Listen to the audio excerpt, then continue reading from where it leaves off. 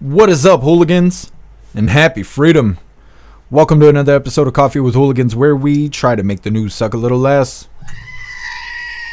And I appreciate all of you guys being here. If you're over on Rumble, please hit that thumbs up button. More likes equals more hooligans. We're going to get right into the White House press briefing because KJP is out on stage. This started a few minutes ago, but, things happen. So either way, let's get into the lying and crying, and we'll read through the schedule next. Even separating families, and what I can speak to is what we have been able to do and how that has worked out, right? In our remaining time, we're going to continue to fight to secure our border. Since the administration took strong actions back in June, encounters have dropped by more than 55% and are lower than they were 4 years ago. So what we're going to do is we're going to continue to enforce our laws, remove individuals who do not have a legal basis to be here, to remain in the U.S., and we're going to do that while making sure we're treating people with dignity that they deserve. With that said, does the president, though, have concerns about using the military to carry out, Trump's talked about these mass deportations. I heard your question. You're just repeating the question that you just asked me. I hear that. I know, I hear you. I appreciate the effort. I don't want to get into what attorney generals or other elected officials might do in the future. What I'm going to stick to is what we're doing right now. And what we are going to continue to do in the next less than 60 days in this administration. Go ahead, Karen. Green. Yesterday, the president met with North Carolina Governor Roy Cooper to talk about the ongoing disaster recovery down there, and state and local officials were there as well. The administration this week, the president has asked Congress for about $100 billion for disaster relief, emergency disaster relief.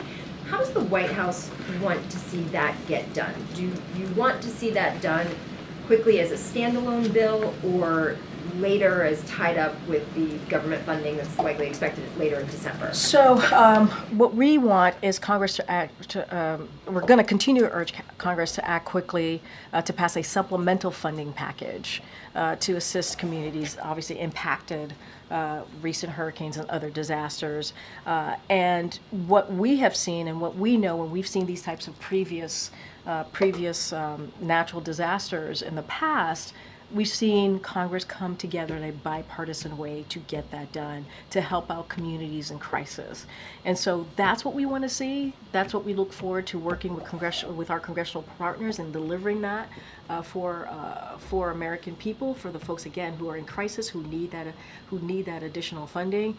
And so obviously you saw the letter from OMB, and so certainly they can go into more details and specifics of the breakdown of our ask, but that's how we want to see it moving forward. Would you say this is the top legislative priority right now for the president in this lame duck session? So I think right after the election, I talked about 4 or 5 legislative priorities. Obviously, this was one of them.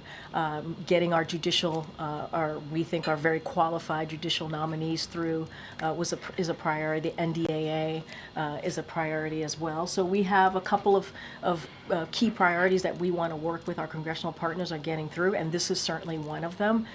And again, FEMA has the money to respond to Hurricanes Helene and Milton, and that's assuming there's no new large, obviously, hurricanes or natural disaster. But as you know, when it comes to SBA, that funding is fully exhausted, and you have, that type of funding is critical to businesses, homeowners, and renters, and they really rely on that funding, that SBA funding, to certainly deal with recovery and redundancy. And so we're going to work with congressional members to get that done. Did you hear a dire message yesterday from those North Carolina officials? Look, I think they're trying to recover and rebuild, and I think that they were devastated by the hurricane, as we all know. I think some of you were able to come with us on that trip, whether if it was us or with the vice president, and you saw what they have to deal with here. Devastated by the hurricane. So I don't want to speak for North Carolina, but certainly there is an urgency. I would refer you to obviously the North Carolina Governor Cooper, on this particular question, but we saw how devastated they were from this hurricane, and it is important. It doesn't matter if you're from this president. It doesn't matter if you're a red state, blue state, rural. If you're part of a rural America, urban America, all American people people deserve to have the assistance that they need, especially when a crisis like this occurs. Okay. Thank you. Can you detail how the White House is thinking about clemency in these last 2 months? Is there a process for how those pardon decisions are going to be made, and is the president expecting to make any sort of statement with the pardons he does in the next 2 months? So look, the president has certainly been committed to reforming the criminal justice system, and has done that through clemency, authority in a manner that provides second chances, ensures equal justice under the law, and strengthens public safety. And so he's going to continue to elevate clemency petitions in a thoughtful and deliberate manner. I'm not going to get into specifics here on that process, but he's going to do this in a way that he believes is the right way to move forward. But I just don't have anything about the process and getting into the nitty-gritty of this. But I think you've seen how the president has treated this over the last almost 4 years. Okay. I have a question about Venezuela, but first on Brazil, the federal police have just indicted former President Jair Bolsonaro for an attempt coup d'etat after he lost the elections. The fuck she say? Does the U.S. do you have a reaction from this? And did the president discuss this when he met with President Lula da Silva? So I have not spoken to our teams about this, so I would have to connect with them. The fuck did she even say? Make sure I give you the right response. I don't have a response, and also we can talk about this after the briefing. What's your next question? On Venezuela, the U.S. recently called for the first time President-elect, the opposition leader Edmundo González, and I was curious a little bit about the timing, if it has something to do with the inauguration in Venezuela is January 10th. What message is the U.S. trying to send with this? So I will say since July, it has been clear to us, the United States, to democratic nations around the world, and to independent international organizations that observed the July 28th elections that opposition candidate Edmundo Urrutia won the most votes. And we said this repeatedly. You've heard me say it a couple times at the podium, and so we've been pretty consistent about that. Winning the most votes makes him the president-elect, and so that's what we believe. It does not change our position at all. We, the United States, currently recognize the democratically elected 2015 National Assembly as the legitimate government of Venezuela, and so we do not intend to change that posture during this administration. And again, the people spoke. But even though it doesn't change the position of the United States, it has been 4 months since the July elections. So why now? What did you see that made you make this decision, or why it's happening? Look, it should be up to the people, and it was, and that's what we saw on July 28th. And we were very clear about that. And so, and again, when you win the most votes, that means, in this instance, obviously, that makes him the president-elect. But we've also been very, I think, very consistent on saying... In this instance? What is she talking about? That the people in Venezuela spoke. Again, Michael. That's great. Just quickly following up on MJ's questions. Yeah. Have you Which one? They sort of There were a few of them. Have you spoken to your named successor? And if so, what advice do you have for her? Nope, there's April. Should be having some race baiting soon.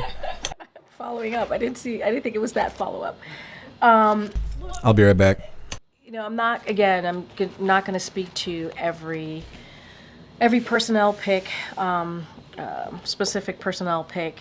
I'm going to reiterate a little bit of what I just shared with MJ, which is that, over the past 4 years, we have done the best, I think, to stick to expected norms of the office. We've had over 500 briefings from this podium, with gaggles also on Air Force One and abroad. And, we hope that they will continue to answer the questions of the American people. That's what we hope. And I will just add that, I have not spoken to my successor. What I will say is that I certainly wish her luck. And this was a great job. And it is an honor to speak on behalf of the President of the United States. It is a privilege. and it is something that I am very proud to have done for almost 4 years. So I'll leave it there. Go ahead, April. I have 2 questions. Want to follow up on the person who's going to take your place. Oh, goodness. When Donald Trump was president the first time, there was a period of time where we had no press briefings. In the space that you're in this moment and have been in for a while, do you believe it's significant in this moment in time for the American public to hear from the spokesperson on a daily basis? Or do you believe that the president can do it himself? Look, I'm not going to speak how any administration decides to do the business of the American people, how to decide to communicate with the American people. What I can speak to is what we've tried to do, which is bring back the norms of how this all works, how we communicate with the press. And we've tried to do this in a very respectful way.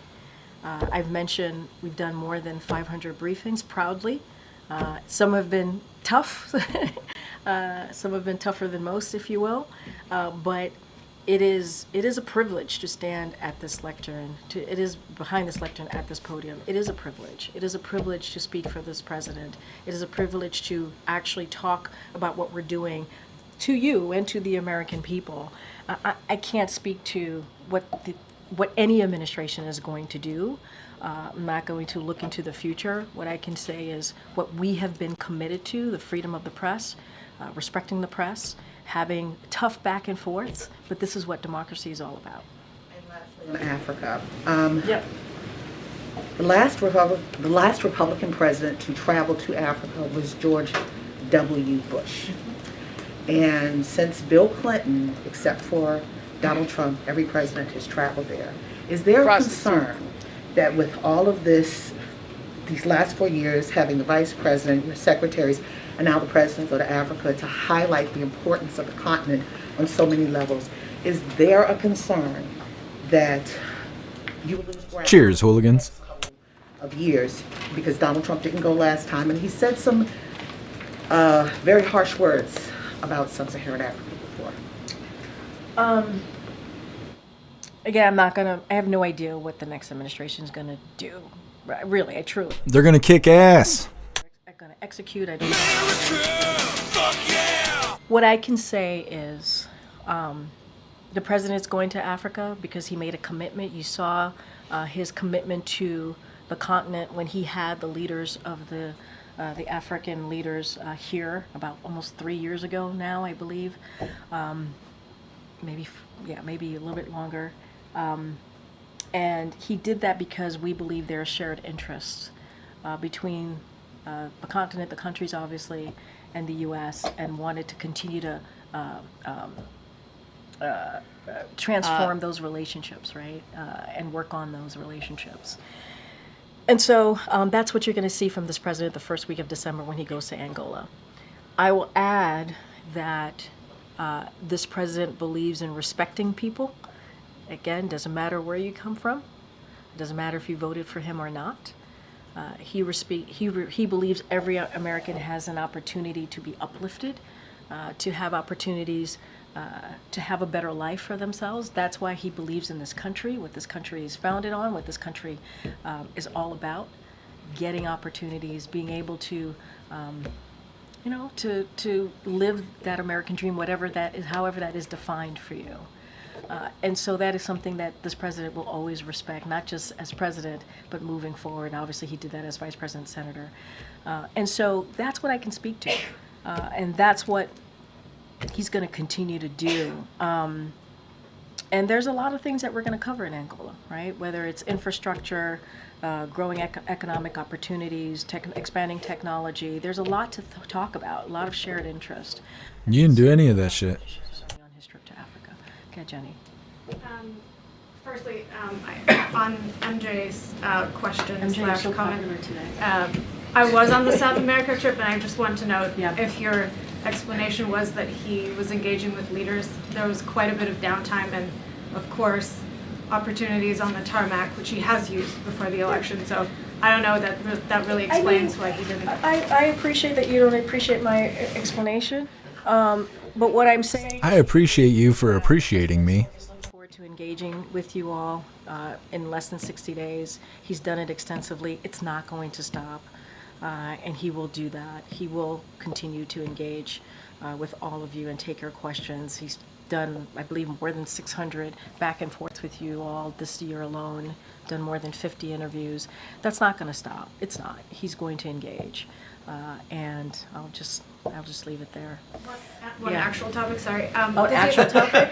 Well, this one was, I just had to like, What does that mean? I just had to get this one comment. Does the administration have a prevailing theory on how the undersea cables in the Baltic Sea were damaged, and do you think that China may have been responsible? I'm just not going to get into any type of theories from here. I will let the NSC team respond to that directly. I'm just not going to get into speculation from here. Okay, Nadia. Thank you, Corinne. On the statement you just mentioned about the ICC issuing an arrest warrant against Mr. Netanyahu, the defense minister, you said that you found the process has troubling errors. What errors do you think it has? And second, sorry, you talked about the partners. You want to discuss with partners the next step on the ICC decision. Few of your closest allies, France, Italy, Netherlands, and Canada so far, said they are abiding by the court decision and they can arrest Netanyahu if he steps on their soil. So did they have a different interpretation of international law than you? So a couple of things. You asked me a couple of things. So the first thing that I will say is that obviously we reject, and we certainly have different opinions on that, and we're going to let other countries speak for themselves. We're speaking for ourselves, and so we're not going to be executing any arrest warrants. That is not something that we're going to do from here. And I do have some examples on when you ask me about the process and why we think it's essentially a flawed process. And so in contrast to how he has treated, this is the prosecutor, how he has treated others, including Nicolas Maduro and his associates. The prosecutor failed to provide Israel with a meaningful opportunity to engage constructively and to properly consider its domestic processes. This calls into question the credibility of the prosecutor's investigation and the decision today. But we've been very clear, not just today, that we do not believe that the ICC has the jurisdiction here. And so over this matter, and so we've been very clear about that, and that stance has not changed. But I just laid out an example of why we think what process the ICC did not follow.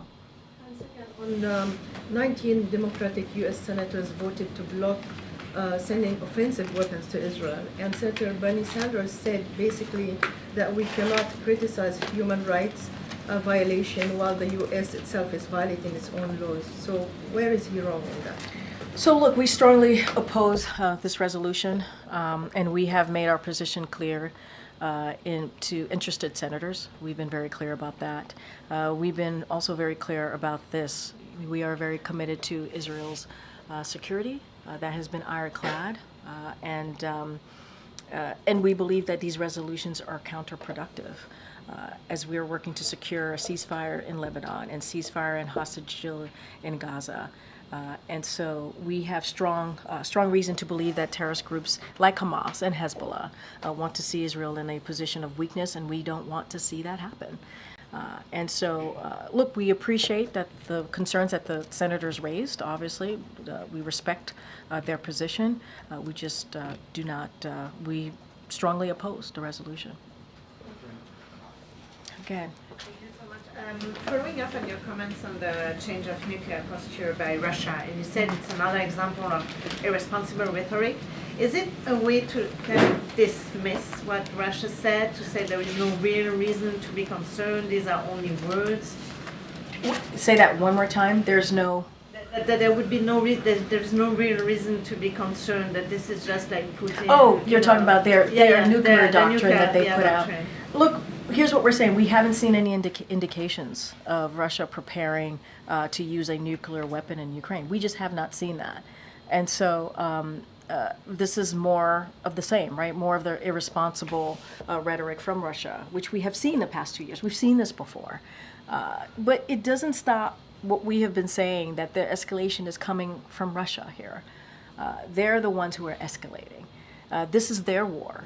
they're the ones who have, went into a sovereign territory, which is Ukraine, and started this war and pushed forward with their aggression.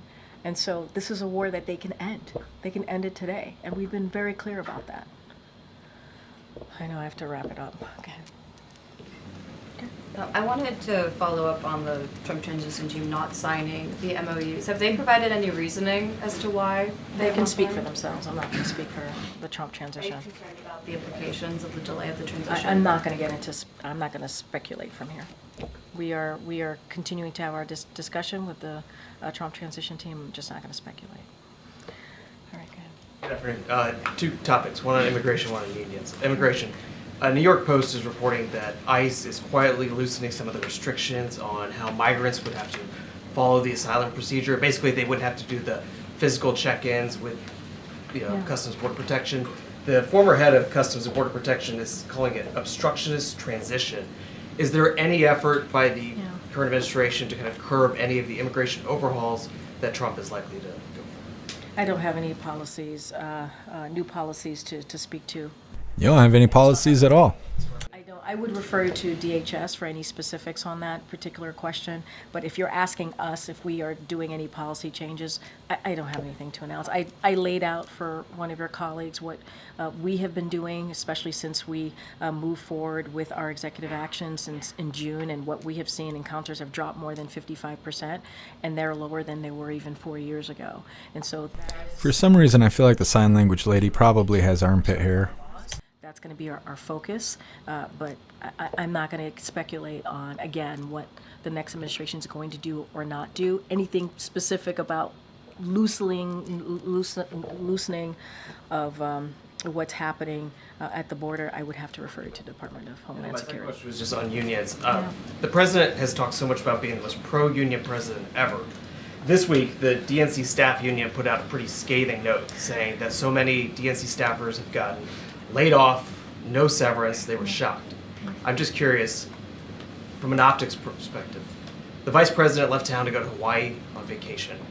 Does the president think that's appropriate when so many DNC staffers are literally wondering what they're going to do for work? All right, let's not twist this in so many knots here. First of all, to your first part of your question, it's not the president who called himself the most pro-union president. It's other unions that have called him that, and he is proud to be called the most pro-union president ever. That is something that he was given to him, and he is proud to own that.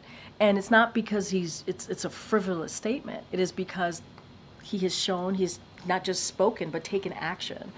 And has had the back of union members and union workers throughout his presidency. As it relates to the DNC, I would have to refer you to the DNC. Does it look bad for the vice president to go to Hawaii while DNC staffers are just wondering what they're going to do for work? The vice president has taken time off to go spend time with her family. I don't think there's Why? She'll have the whole rest of her career to spend time with her family. to be with her family and to have some downtime. She has worked very hard over the last 4 years, and her taking a couple of days to be with her family. So cry hard because she's a loser. Thanks, everybody. Run, you little bitch. Thanks, everyone. Prostitute.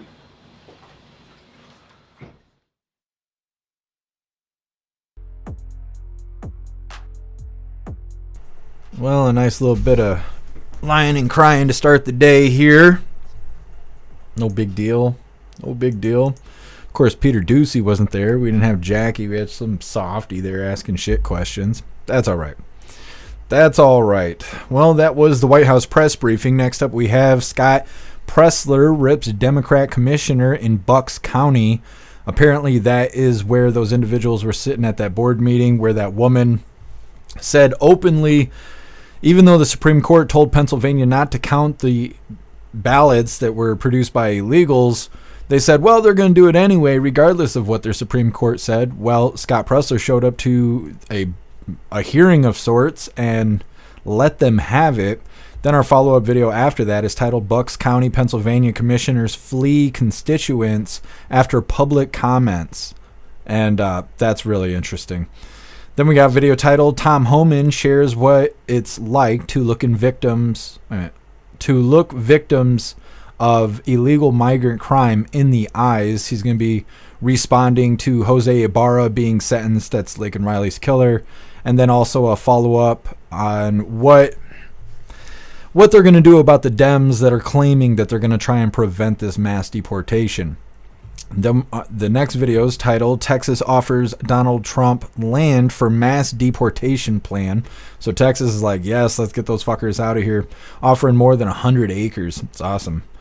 Then we got a video titled, Gaetz withdraws from his name, or how's this said? Withdraws his name from AG consideration. I don't know why this is happening, but Owen Schroyer is pretty certain that this has to do with Thune. Thune talked him out of it or did something. I'm not exactly sure. But either way, Matt Gaetz doesn't look like he's going to be AG anymore. Then we got a video titled, ICE takes custody of 3 men in Massachusetts in connection to border crosser child sex crimes, which is terrible, but at least they're starting to crack down on these assholes. I'm really surprised it's even in the news. Then we got 2 funny videos of the day. First one's titled, President Trump does what he wants. That's an old clip, but it's funny. And then our official funny video of the day is titled, It's Not Funny, but It's Funny. So we're going to go ahead and get started on this first video. It's a pretty good one. It's titled, Scott Pressler Rips Democrat Commissioner in Bucks County. We're going to play these first 2 videos back to back because they have to do with each other and they are good stuff. So let's go ahead and get into this. And don't forget, hit that thumbs up over on Rumble.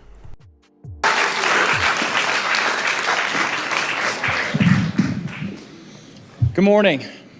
Bucks County has been in the news a lot this year. Earlier, we flipped Bucks County from blue to red, and for the first time in modern history, there are more registered Republicans than Democrats here in this county. Number 2, voters were disenfranchised in this county, and in fact, I want to thank Chairman Michael Whatley of the RNC and co-chair Laura Trump for suing to make sure that we had 3 additional days of early in-person voting because voters waiting in line to do in-person, on-demand, mail-in voting were told that they couldn't vote until 5 o'clock, that the line was cut off. So thank you to the Republican Party for suing Bucks County and fighting for election integrity. And now, here before us, it's on the world stage that we have a commissioner, quote, by Diane Marsiglia, precedent by a court doesn't matter anymore in this country. People violate laws any time they want. And if I, meaning Diane Marsiglia, violate this law, it's because I want a court to pay attention to it. Well, Commissioner, the court already ruled that undated and misdated mail-in ballots could not be counted. You knew that going into the meeting. And I want to congratulate the people of the Commonwealth of Pennsylvania. This speech I'm doing right now is going to be seen by millions across the country, the Commonwealth, and the world. And I have a message. Congratulations to President-elect Donald J. Trump, the 45th and 47th President of the United States of America. Congratulations to Senator-elect Dave McCormick, and we are not going to allow Democrats to steal this seat from us. Furthermore, congratulations because we defeated Matt Cartwright, giving President Trump an additional seat in Congress. Congratulations to Congressman-elect Rob Bresnahan. Congratulations to Congressman-elect Ryan McKenzie, defeating Democrats Susan Wild in Allentown and Lehigh. And I have a message. Peacefully, we are coming for your seat in 2027. If you don't resign today, I am coming for your seat peacefully. And Harvey, Commissioner Harvey, this goes for you too. You are complicit. Mark Elias and his cronies must be disbarred from practicing law in Pennsylvania, any of his cronies for the misconduct that they did. I want you to know that I am going to spend all of my time in Bucks County for the next 3 years making sure that we take back this county. Thank you to every single patriot that showed up today. We did it!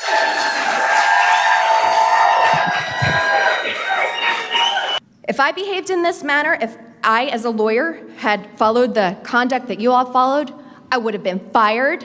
I would have lost my license. Maybe I would have been arrested. We're sick and tired of one side facing consequences for actions. Where are the consequences for your actions? You are all felons. You deserve to be in jail. You need to resign today. You need to be fired. We are your boss. How can the American people believe in the integrity of this election when these commissioners promise to disregard and break the law? The answer is they cannot. These are elected officials who openly and blatantly admitted to disobeying the law. How could we ever have faith in their ability to uphold the law again? You claim that your comments were taken out of context. Cut me a break. We're not stupid. You may think we are, but we are not. You all took an oath, and you seem to have forgotten that. It is appalling that as elected officials, Marseglia and Harvey, that you decided to count illegal ballots. There's something really wrong with both of you. You, Marseglia and Harvey, should be ashamed of yourselves and held legally accountable for breaking the law. You are both an embarrassment to our county, our state, and our entire country. I am calling today for you both to resign, and I ask that you do so immediately. You can roll your eyes all you want, sweetie. I hope you do get the attention of the court, criminal court. Thank God on January 20th, there's a new sheriff in town. I know this pains you losing liberals, but you're gonna have to get some TDS training. It's called Trump derangement syndrome. Because there's not gonna be any more DEI. There's no more men and women's sports. There's no more men and women's locker rooms. Can you imagine your junior high daughter, self-conscious about her body, and she has to change or take a shower next to a naked man? These are the sick policies you people endorse.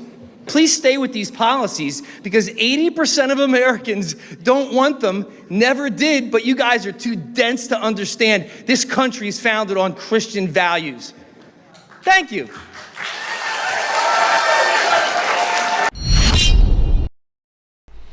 All right, like I said, we got a follow-up video here, a little response from those individuals that were getting barked at by we the people.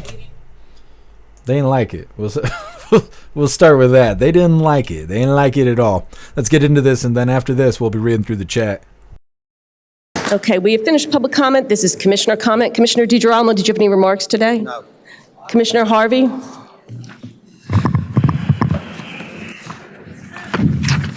I want to thank... Stop. No.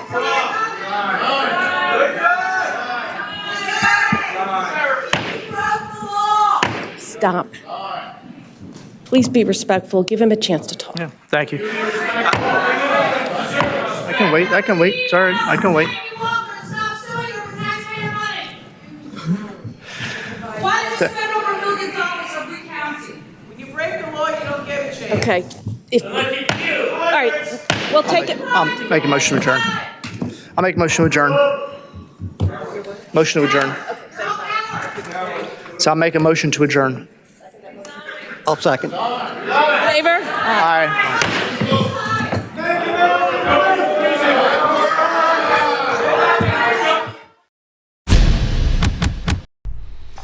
All right, so just a reminder here. Let me get this on the screen. That woman right there in the middle, that is the one who made a scene last week. We covered it, where she said, well, people break the law every day. And even though the Pennsylvania Supreme Court ruled that they are not supposed to count those ballots that were filled out by illegals, she said she's going to do it anyway. And this is the consequences of that. Now, hopefully the Trump administration holds those people accountable and throws those pieces of shit in jail, in prison. That's where they need to be sent, is prison. Obviously, they're denying the court order by the Supreme Court in Pennsylvania. There should be consequences to that. Next up, we got Tom Homan shares what it's like to look oh my God, why can't I talk? What it's like to look victims of illegal border crosser crime in the eyes. He's going to be talking about his opinion on Jose Ibarra, which is Laken Riley's killer that was sentenced yesterday. And then he's also going to have a little follow-up to all the Democrats that claim that they're going to stand in the way of mass deportation. All of that's coming up next, but first we're going to read through the chat, see what you hooligans think about the White House press briefing, as well as Scott Pressler ripping those Democrats a new asshole and their response while they basically flee away from we the people. Reading through. Guess I'm run, Forrest, run. That's right. That's right. I wonder what the next meeting will look like. Because they had to just get up out of there. It was resign or eat shit, and that's all they had. So they just ran away. Salt Ragu, that guy's calling an Uber right now. Yeah. Well, they're lucky they got out while they could, because it didn't sound like things were going to get any more peaceful in there. Zero, be ungovernable. Yeah, they weren't willing to hear shit out of them unless they were willing to step down. So, of course, they're going to try and hold on to their power. They thought that they were real cute by disobeying the court order by the Supreme Court of Pennsylvania, being all loud and obnoxious, openly admitting to breaking the law. Now they're running and fleeing.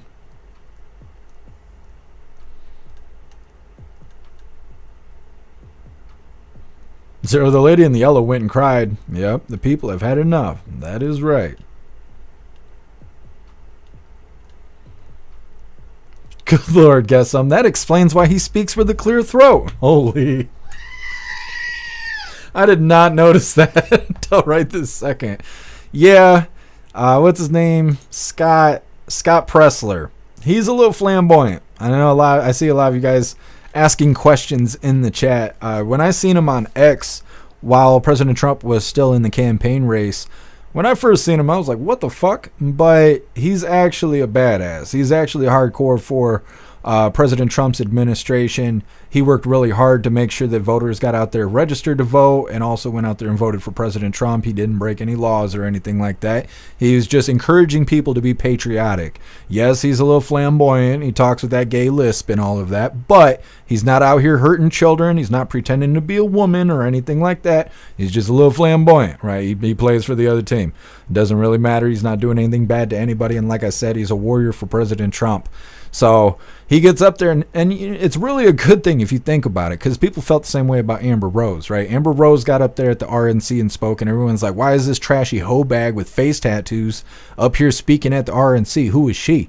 Well, she's red pilling her community, right? Her community, the people who follow her and her music and her horror walks or whatever they're called, they're all normies. A lot of them are probably Democrats. So when she showed up at the RNC and, well, just told the truth, it red-pilled her community.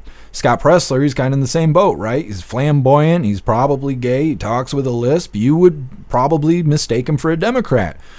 Same thing, normies see that. They're like, oh, he's probably a Democrat. Blue team, oh, he's probably one of us, right? But then he goes out there and he speaks pro-Trump, pro-America, and things like that. It's really good for us because he's red-pilling those other communities that think Trump's Hitler and MAGA is a bunch of fascists and stuff like that. So even though you may not agree with his lifestyle, he's a warrior for Trump, and he's out here red-pilling people, and I think it's a good thing. Either way, read through. What's up, Cassie J? Happy freedom. Hair juicers. You crack me up. You're cracking me up. What's up, Muskie Boss? Happy freedom.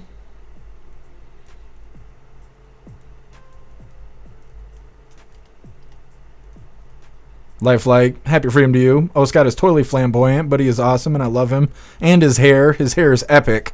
Yeah, he's out here styling. What's up, 420? Happy freedom to you. What's up, Paul? Happy freedom to you.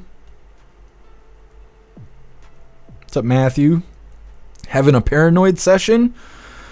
When I feel like that, I usually go for a walk in the woods. It helps me unwind, get away from people. Being around people is what makes me behave like that.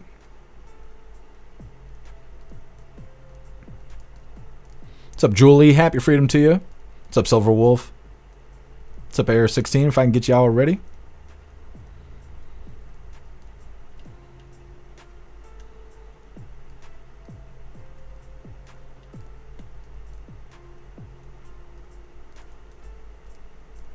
What's up, Giggling Spy? Happy freedom to you. What's up, Space Baby? A lot of hooligans coming in all at once.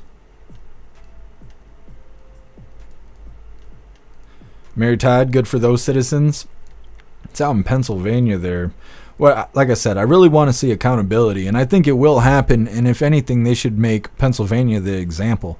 Because the way they were counting the votes on election night, the things those people are doing, they should be held accountable right in front of everyone.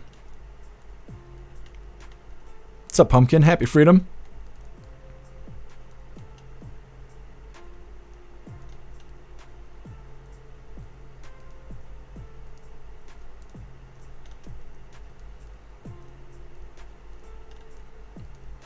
Lots of questions about Scott.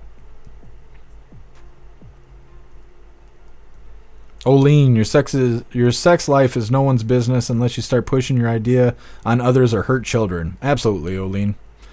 Absolutely. I'm not worried about what people do as long as they don't try and make me do it or, hurt other people. What's up, Roy? Happy freedom. What's up, Puffin Stuff? Happy freedom to you. Turtle Mom, they work for the people. It's sad that they forgot about that. Yeah, it's because all that damn special treatment. They be getting caught drunk driving and let go and stuff like that. It's because they get all that special treatment, and then with the special treatment comes entitlement. And they get all that damn entitlement, and then they start strutting around like they're better than everybody. What's up, Cashflow? Happy freedom. What's up, Late to Work? What's up, Zeus Boot? Happy freedom to you.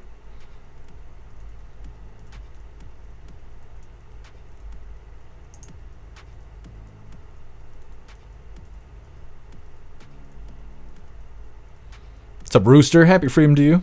What's up, DeMarquise? What's up, Proud Patriot Girly? Visions, America first. Absolutely. We got 59 days until the inauguration. Sheep, Biden still handed out student loan payoffs. Sort of. All that stuff is pending. A lot of the stuff that's already gone through isn't even anything that Old Man Walter started. Trying to think which one it was. I think it was the SAVE program. One of them, I don't know if I think we were covering a White House press briefing or something like that, and they were praising Old Man Walter for one of those programs, saying he did such a great job by giving out that money and whatever. But I looked it up in front of everybody, and those programs were put out in 2017.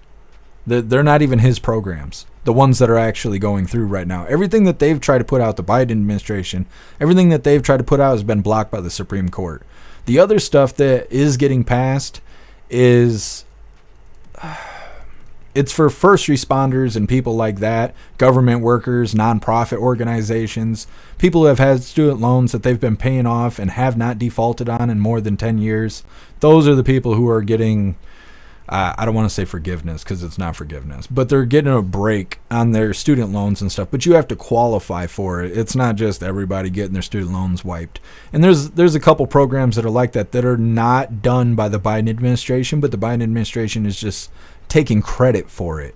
So I don't know. It's a mess, and people shouldn't be getting free money from the government. But like I said, a lot of the programs that are going right now, they're not even the Biden administration. And it's stuff you have to qualify for. It's not just handouts to everybody. Corey, rich, corrupt trash bags. Absolutely. It's because all that damn entitlement goes right to their head. And they forget the whole purpose of their job. They work for the people. The people are there. The people are pissed. And they're like, oh no, well, let's just ignore them.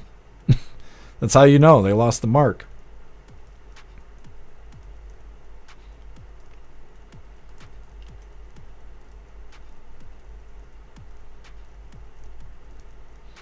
Guess mistaking him for a Dem is okay. Mistaking him for a woman in a bar, not so much. Yeah, I guess well, at least he's not trying to trick you. That's the thing. He ain't trying to trick you. It's the shapeshifters that are really scary because they're intentionally trying to trick you.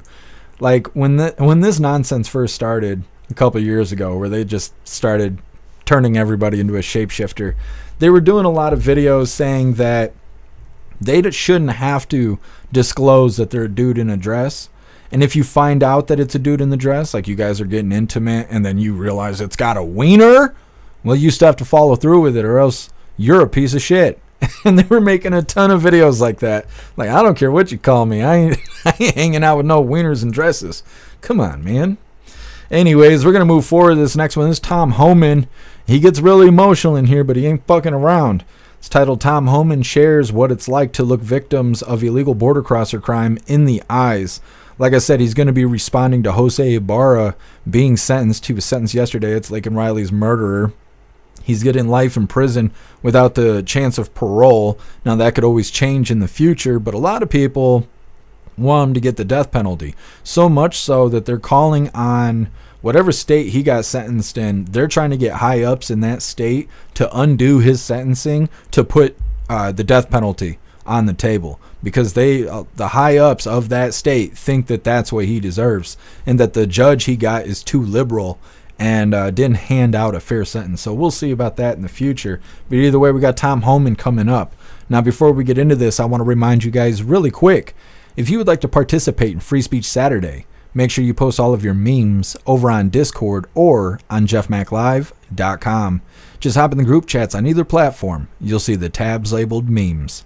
Drop what you got and we'll shout you out as we're making Saturdays more fun. Let's get Tom Homan up here.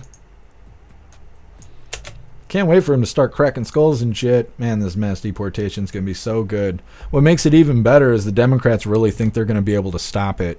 It's like a double whammy of winning over here. Anyways, let's get this rolling. Don't forget, hit that thumbs up over on Rumble. Joining me now, Tom Homan, the man tapped as Trump's borders are. He's going to oversee the enforcement of the border, the deportation of millions of migrants who game the system, many of them criminals, who are allowed in under fraudulent circumstances. Tom, thank you for joining us. This testimony, it was so hard to watch. I forced myself to watch it because we all, as Americans, need to watch this. Your reaction to what you just heard? You know, Laura, a lot of people ask me why I get so emotional when I do Fox News and why I scream at members of Congress. Because I've seen so much tragedy. I've talked to hundreds of angels and moms and dads who buried their children because they're killed by illegal alien. This is the latest. You know, I've talked to little girls as young as 9 years old that were raped multiple times by members of cartel. When you look in her eyes and everything innocent and pure has been ripped from her soul, and her life will never be the same. I mean, it's just, I'm tired of it. And the government failed the Laken Riley family. Not only, if President Trump was president, he'd be sitting in Mexico in the Remain in Mexico program.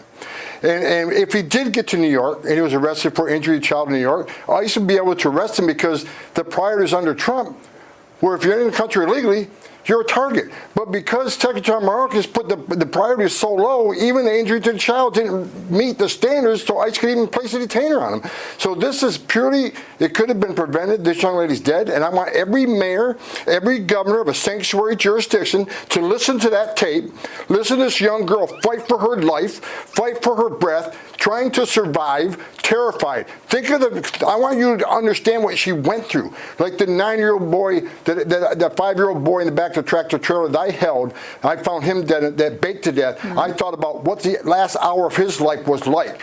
You need to listen to this tape. And for those governors and mayors who are saying they're going to stop Tom Homan, they're going to stop President Trump, shame on you. Your responsibility is protect your communities, and that's what we want to do, is protect your community. Well, Tom, we have the Boston mayor saying she's not going to help.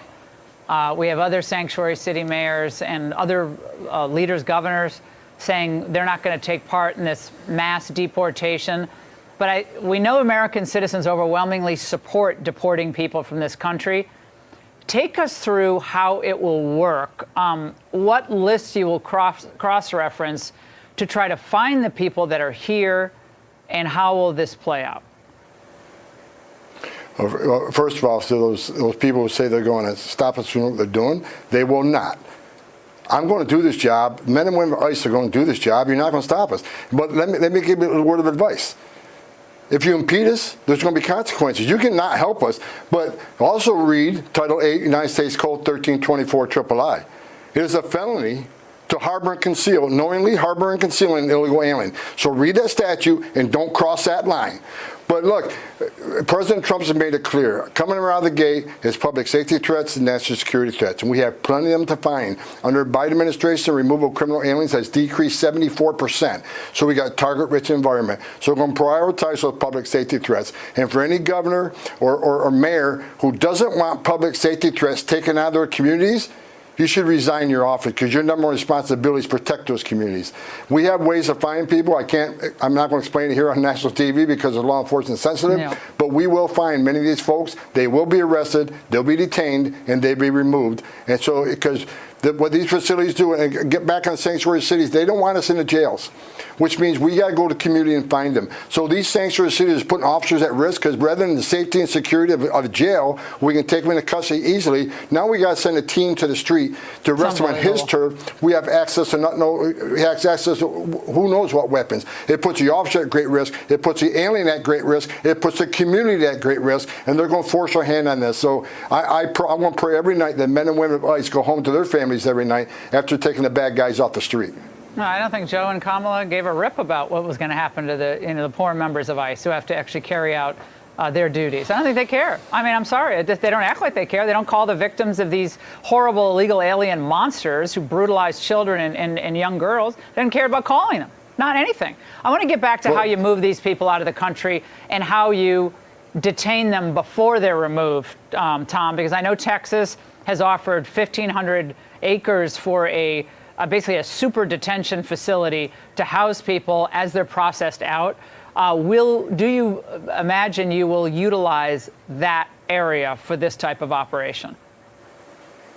We absolutely will. When we find somebody, it's a targeted enforcement operation. When they get arrested, they'll be detained. They have to be detained for a short while we get travel documents from their host country. Host country has to agree that, yeah, they're our national. We get travel documents. We get flight arrangements, flight agreements. So we're going to detain them for a little while. Sanctuary states said they're not allowing any detention facilities in their state. Fine. Then we'll arrest them. We'll fly them out of the state and detain them outside the state, again, away from their families and their attorneys. That's what you want. That's what you get. You're not going to stop us doing what we're going to do. So we'll move them to a state where we can detain them. There's plenty of sheriffs across this country who are willing to give us empty beds. They want the funding, and we can put them in a jail all across the country. We'll have no problem finding a place to detain these people. It's going to cost money, so we got to have the money to do it. But President Trump's going to do everything he can to make sure we have the funds to do this. So they will be arrested, detained, put in an airplane, and go home. But Tom, there are a lot more people than that, right? There are millions and millions of people who are here under fraudulent circumstances. They didn't really qualify for asylum, but they're here. And they're going to be emotional videos. You know what it's going to be. Tom Homan's mean. Here's a mother and her child, and you're shipping them back, or you're separated. That is, I just know that's coming. They're going to rely on that to try to shut this down. Think they can pressure you to shut this down? No, they're going to pressure Tom Homan to shut it down. You can write all the negative stories you want on me. I don't care. Because here's the issue. You can't send millions of people to the border, demand the right to see a judge, demand the right to make a fraudulent asylum claim. Okay, we'll give you due process at great taxpayer expense. But at the end of that due process, the federal judge orders you removed. You're going to be removed. Because what is the option? If we don't remove them, then shut down the immigration court, because the court order doesn't mean anything anymore. So shut down the immigration court, take the border patrol off the border, because there's no consequences violating our law. You can't demand due process, not accept the final decision of the courts. And if you don't do that, we'll never solve the southwest border or the northern border crisis, because then you send a message to the whole world. You can enter the country legally, which is a crime. You can see a judge get order removed, and we're not going to remove you. You're never going to fix it. Never going to fix it. Tom, we're just learning that there's another caravan that's been growing. It's now at 1,500 migrants, and it's rushing to the border, trying to get there, obviously, before Inauguration Day. Your message to them tonight and to the Biden administration that I imagine will, perhaps wave a lot of these people in. I think President Trump needs to make a phone call down there and tell them they're going to stop that caravan, and they're going to have consequences like he did before. And if you want to spend every bit of your money, you want to sell your house and your savings and give it to the criminal cartels that come to America, understand this. You're not going to be staying. You're going to be leaving. We're going to make sure of that. Look, I've talked about prioritization of public safety threats and national security threats, but if you're in the country illegally, you're not off the table. We're just going to prioritize a smart way, take the worst first that pose the most danger to this community. But if you're in the country illegally, you got a problem. You enter the country illegally, which is a crime, and you're going to be held accountable. Maybe to go back on your own. Go back on your own recognizance first. Self-deport. Maybe you'll have a chance someday of coming back into the country. Tom, this is going to be a huge undertaking, and we're so glad that you are the one doing it. Thank you very much. Well, that's Tom Homan, and he ain't playing around. Like I said, 59 days until it is Inauguration Day, and then we start seeing all this stuff in action. And they keep bringing up that caravan and whatnot. And like I said, a lot of times they do that just as scare tactics. I've been hearing for like 3 weeks now that this damn caravan is on its way here. Now, it's not very big. A couple years ago, we used to hear caravans, 10,000 people, 15,000 people. They're saying this is 1,500 people. Tom Homan don't sound like he's worried about it. Now, like I said before, they've mentioned a few times that they're going to be using the CBP-1 app, which is the app that the illegals were using to get into the country. They were scheduling appointments to come to the border, but once the border got so much spotlight, they started using that app in order to get on planes to be flown into the country. So then the White House during the press briefings would be able to say, oh, the crossings at the border are very low. And they're saying that because they're being flown in. They're not coming in through the border. Not as much as they were. So with them using the app's metadata, that's what Homan and President Trump are going to use to go find the illegals. Because the big concern is, how do you find those people? They're undocumented. How do you even know that the information they use to get in here is still the information that they're using while they're here? Well, if they're using that CBP-1 app, they're able to find where those people were bused to, where they were dropped off, things like that, and they'll have a better chance of detaining those people and sending them back. On top of that, a lot of them are in jail. They're getting picked up and they go to jail. It'd be very easy to show up at the jail and just, all right, yeah, take all the illegals you got, throw them in the bus. You're going to be taking them back. So it'll be nice. 59 days from now, and that mass deportation is going to start. Next up, we have Texas offers President Trump land for mass deportation plan. It's coming up next, but first we're going to read through the chat, see what you hooligans think about Tom Homan. What's up, Annette? Happy freedom. Saying Tom Homan don't give a fuck. Yeah, I agree. But we need somebody like that because, you know, like they were just saying in the news article, there's going to be people making videos and crying and being on the news and saying, oh, look at these big mean people kicking out these illegals and da-da-da-da-da. And you can't win because there's people that are, you know, they don't want you to separate the family, but then that means you have to send all of them together. You got to kick them all out together. And then, oh, that makes you mean. But then if you tear them away, like if they come here, an illegal comes here and they shit out 3 kids, you can either send them and their kids back, or you could just send them back and now their kids are here and they have no parents. It's one or the other. So like I said, you can't win. There's no way to win. But you got to kick these illegals out because they should have never been here in the first place. So there's like 2 different controversial things going on. Them being kicked out to begin with, but then do you separate them from their kids or not? Because when their kids are born here, their kids right now are considered Americans. So lots of screaming and crying in the future for the mass deportation that's going to happen.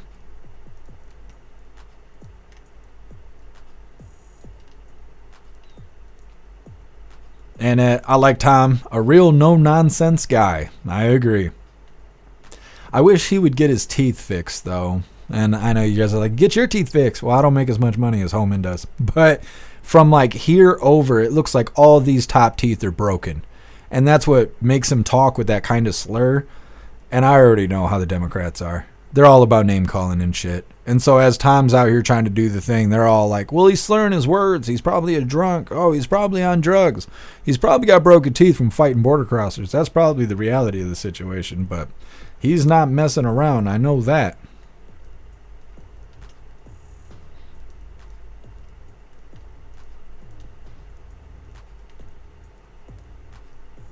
Astrohammer, we just want to be conservatives and treated like everyone else. Absolutely, Astrohammer.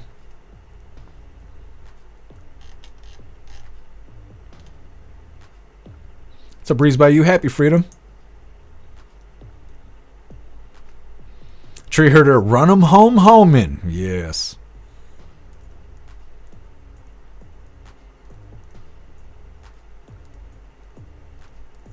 Too old to care. I knew a guy in the 80s that drove illegals back across the Mexico border. He said some would beat him back to where he picked them up at. Yeah, I believe it. Too old to care. Turtle Mom, he will clean them out. I think so. It's going to be good, but there's going to be crying on TV. We're going to be covering videos of Democrats crying their little eyes out about the mean Republicans kicking out illegal criminals. Shemp, I wonder if the Gaetz thing is a chess move. I'm not sure. We're going to be covering the Gaetz stuff in a little bit, but it's very weird. It's very weird. Because he was all gun-ho to be Attorney General. He had a meeting, and then after the meeting, now he's not in the race anymore. He doesn't want to do it anymore. It seems really weird. Like I said in the beginning, Owen Schroyer, he thinks it has to do with Thune. He thinks this is Thune's fault that Matt Gaetz isn't running for AG anymore.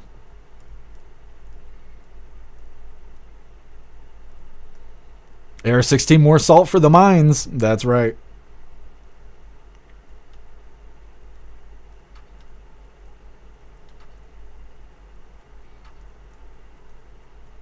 Oline. Homan is very experienced in doing deportation, so he will get her done. Yep, I can't wait. 59 days. Pumpkin, send the kids back with them. That's what I think too. I think they should all go back. I mean, having children going into foster care and stuff is not real great. It's not. I had to sit in foster care for like a year. Hated it. Hated every fucking minute of it. But you're going to end up with kids that ain't got parents because their parents are illegals. So you're better off just sending them all back. But I don't know. It's a mess. It's a mess and it needs to be cleaned up.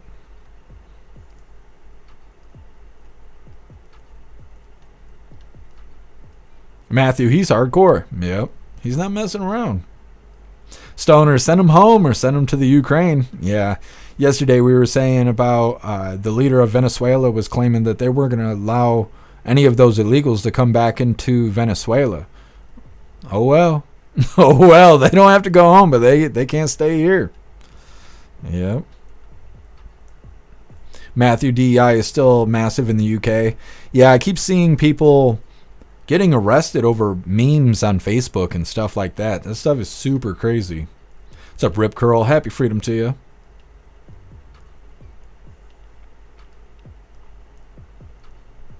Paul, fixing this is a huge cost and the Dems need to pay.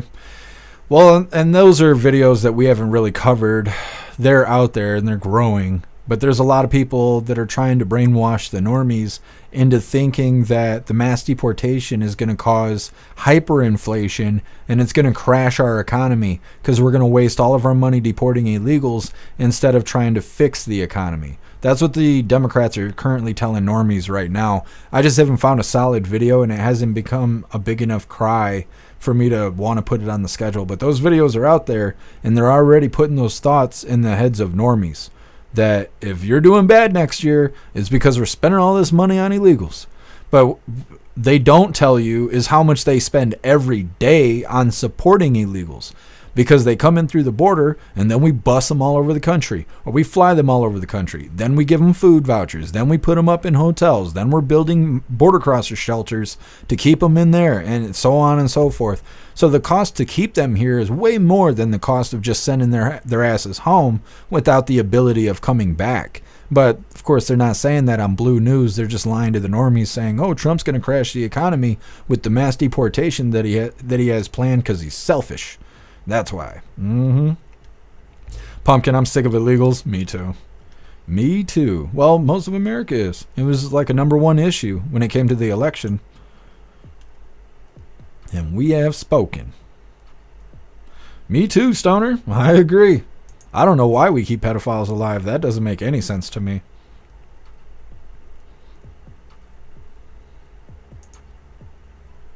What's up, Scott Johnson? Happy freedom. What's up, Larry?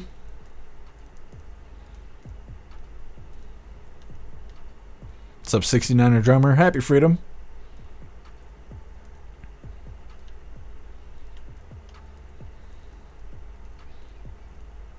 Shanti, hopefully it's Taco Tuesday when they deport them. Oh, they're going to be deporting them every day of the week till they're gone. Mother rat, dude slurring. See? You see what I say? You see how that works? I told you. Ha! I told you. I know how people are. I know exactly how people are. I don't know if you're a Democrat or not, but man, did I call that. Did I call that. Hopefully Homan gets his teeth fixed. That way people can focus on his words and not his speech patterns. I wish people were not as shallow as that, but I think COVID killed common sense. I think that's what happened. And so now you got people the way they are now. It reminds me of Idiocracy so much. What's up, Dirt Bike Freedom? Happy freedom to you.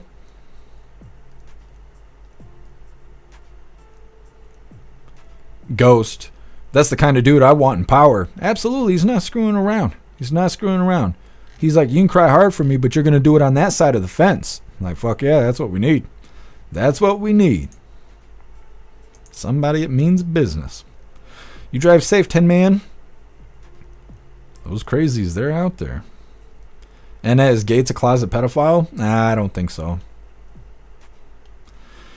I don't think he is, but something weird is going on. Otherwise, I don't know why he dropped out of the race.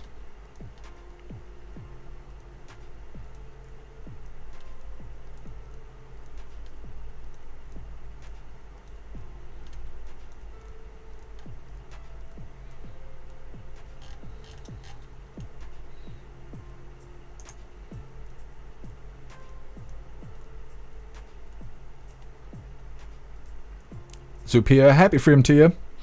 No matter what the news shows about the deportations, we voted for it. Whatever comes of it, America will stand by it. Absolutely, Zupia.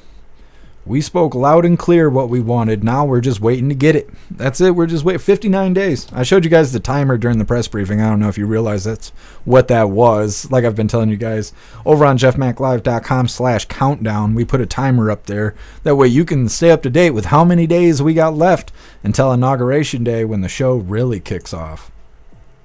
We're going to get into this next video here. This next one's titled, Texas Offers President Donald Trump Land for Mass Deportation Plan. See, not everybody is against President Trump when it comes to these mass deportations, which is obviously a good thing. Hit that thumbs up over on Rumble, and let's get this rolling. The state of Texas is offering a South Texas ranch to be used for the incoming and upcoming Trump administration's mass deportation effort. The ranch is located in Starr County, that's along the Rio Grande. It comes as the state ramps up border security measures that in the past provoked a lawsuit from the Biden administration. Fox 4's David Santandri is live with more on the changing landscape at the border. David. Yeah, there are an estimated 11 million people in this country illegally, and Texas's Republican leadership appears eager to work with President-elect Donald Trump on his deportation and border security plan. However, at this point in time, it's a plan with many unknowns.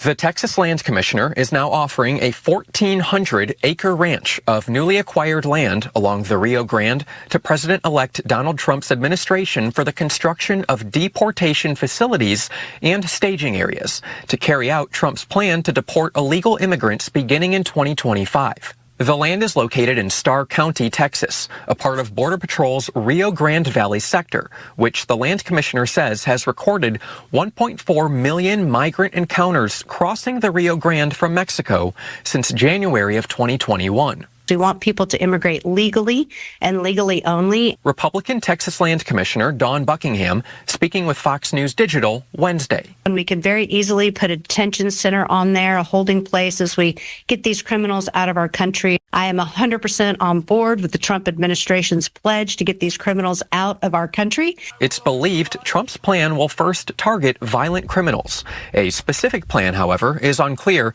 and will most certainly be met by legal and logistical challenges. There are criminals roaming the streets across the United States of America who are in our country illegally. We have to get them out of our country as quickly as possible.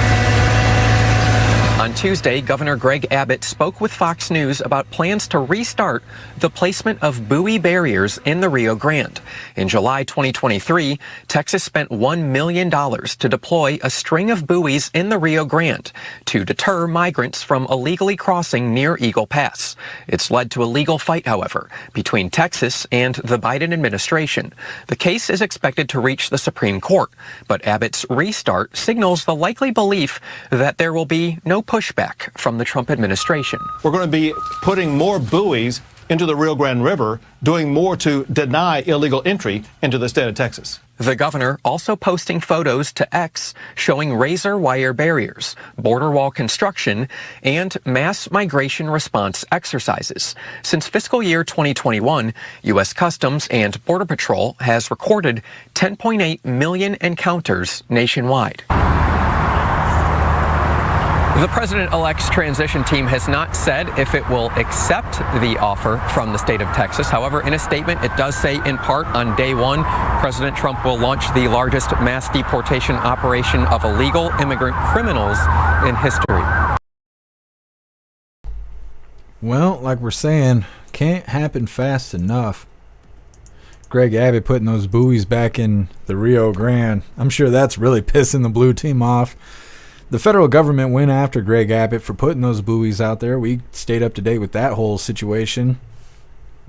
They were putting those buoys out there, and the blue team, even at the White House, KJP came out and said that because Greg Abbott put those buoys out there, it was causing illegals to drown in the Rio Grande, right? But not enough people cared about that. So then a couple days later, they came out and they said, Greg Abbott is having Border Patrol shove kids and women into the Rio Grande and hold them underwater until they die. They were saying all kinds of crazy shit at the White House about Greg Abbott's buoys. The federal government sued him and made him pull those buoys out of the water. Now, there was like a fight going on for a while.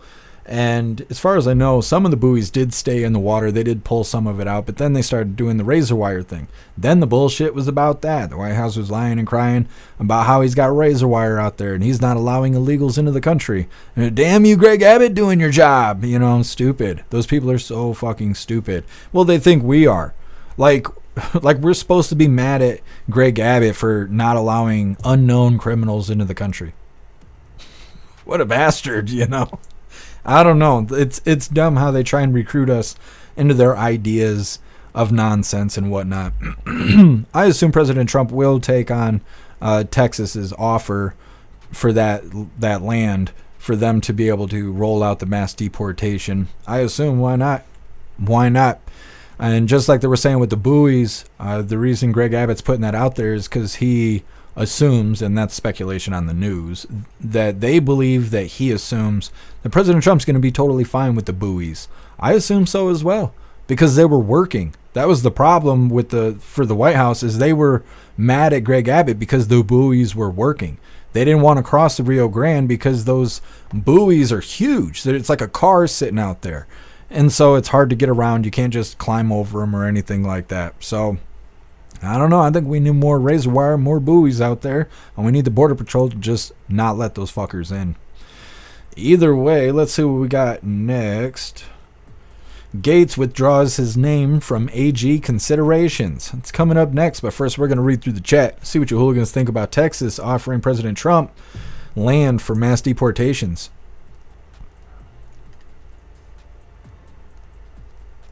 Guess see that? Texas has huge orange balls, just like President Trump. You hooligans crack me up. Goodness, guess some. Guess I couldn't donate land, but I volunteered to work the catapults. That's right, guess you let us know how that job offer goes. Breeze by you, the Biden administration is treasonous. Absolutely. The only thing is I don't think President Trump's going to do anything about that. I just don't. I think he's going to go after, illegal criminals and potentially hold certain elected officials accountable for their treasonous actions. But I really, really, really, really, really, really don't believe that President Trump's going to go after Biden or his family. I just don't. I just don't see that. President Trump's never said anything that even sounded like that, never even rhymed with that. So I just don't think that is going to happen. Now, I think it should. I think it should happen, but I just don't see it happening.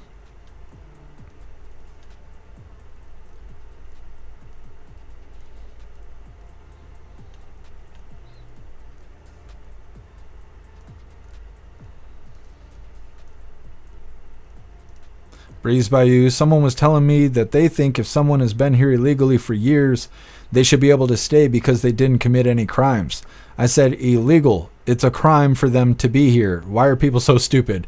I don't know, Breeze by You. To me, it's like almost like weaponized ignorance. Every once in a while, you'll hear that weaponized ignorance or weaponized incompetence, where people just basically play stupid because it benefits them in the situation. And I don't know if that's the case or if people are really stupid, but whether they're pretending or it's genuine, I am totally sick of stupid people. I had to record 3 people today. I was on the road for a whole 15 minutes, had 3 different cars I had to record because they were just simply behaving like idiots. They were driving in the shoulder of the road. They were swerving between the lanes. For a minute there was one of the cars that were going into head-on traffic. Like, I don't know if people are on their phones or their head is so far up their ass they can't see out the windshield, but I'm so sick of stupid people. I am, like, so fucking sick of stupid people.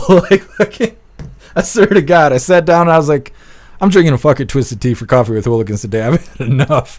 I have had enough.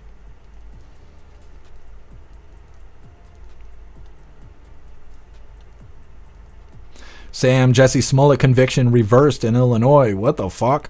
I seen that, but I didn't cover Jesse Smollett when that stuff went down. So I don't even know anything about it. I know that he staged a hate crime that's not real. It didn't happen, but I don't know what he was charged with. And I know they reversed the charges. But when I don't know what he was charged with, what does reverse the charges mean? Nothing to me. And so that's why I didn't end up on the schedule. But yeah, I did see that, and I saw the comments were all mad about it, but I don't even know what the information means.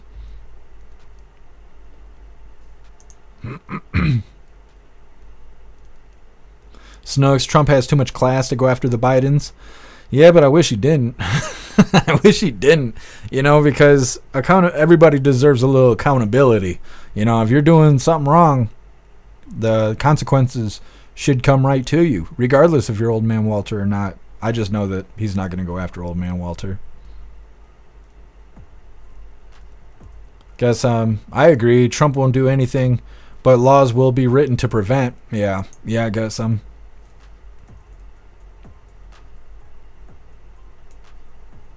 Breeze by You, yeah, the stupid people out there are so damn annoying. I don't know how most of them survive day to day.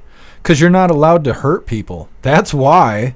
Like in the 90s, you could get in a fist fight, and as long as everybody was cool afterwards, nobody got charges pressed against them. Now, if you holler too loud at somebody, you can go to jail for it. Like if I go up to somebody and I'm screaming at them, they could say it's intimidation. They could say it's assault without battery, and I could go do 90 days in jail for raising my voice. And it's like, but some people need to be yelled at. Some people need to be punched in the face. We should have never took that off the table. We only got stupid people because we don't even give them the opportunity to face the consequences of their action. That's why. We should have left them eating Tide Pods and shit.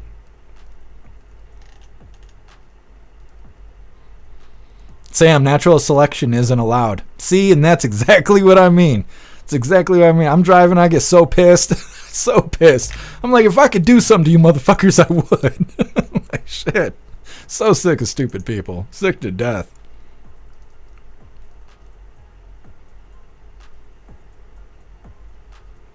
Era 16, hate crime is like anti-racist. It means nothing. No, hate crime does matter. It is different charges. Like, you could be charged with something, but if they find out that you did it for the purpose of race or whatever, and they could try and change it into a hate crime. And if it's a hate crime, then it comes with different penalties and stuff like that. But hate speech and misinformation and disinformation, that's all just flagrant phrasing for free speech. That's it. It's all free speech. But hate crimes, they actually have a specific consequence. Done. I think people learn better from a good old-fashioned pimp slap. They do. They do. We should have never took that off the table. Gotta make those punches in the face great again. For real. Paul, fake hate crimes is a hate crime. I think it should be. I absolutely think it should be. If you fake a hate crime, you deserve to be punished as if you committed one. Right? You do that 10 years in prison or whatever it is. Matthew Klaus is so cute. Yeah, he's being a good boy. Yeah, touch those toes. You good boy. He's like, why you keep waking me up? Trying to nap. Too old to care. I can't people most days. Me either. Can't handle it. Drives me nuts. Olene can't cure stupid. Well, we're not allowed to. You can, but you're not allowed to. Damn laws.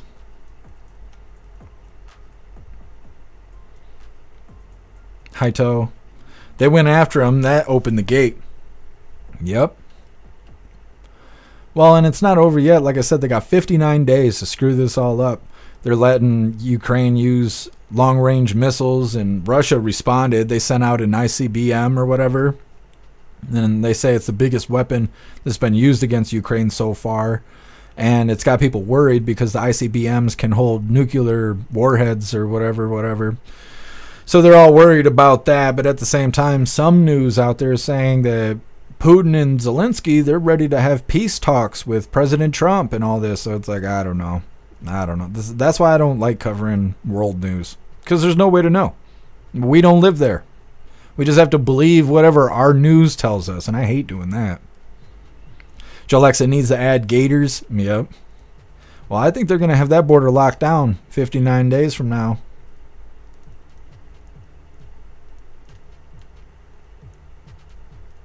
Appeal to heaven. Yep, we don't need terrorists here. Absolutely. And we do. We do have terrorists here because of that damn open border. Paul, U.S. border invasion. Where's the UN? That's an interesting question. It's because they don't consider it an invasion. But what if they did do that? What if they did bring in the UN? Then it would absolutely be a time to worry. If they had the UN in here patrolling and doing stuff, that's when it's time to start worrying about shit. Done. That beard ain't fooling anyone, buddy. Yeah, that reporter, he was a little flamboyant.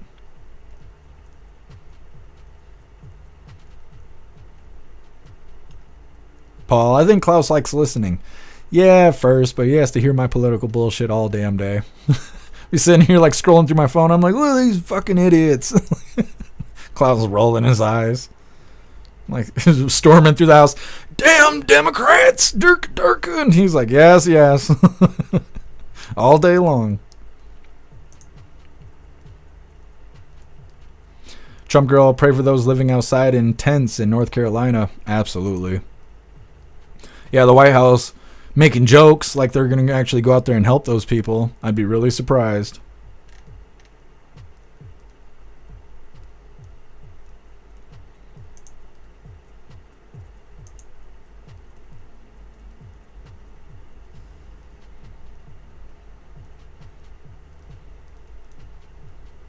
'69 drummer, tell them boys in Texas to put the Bud Light down and do form a line at the border. That's right.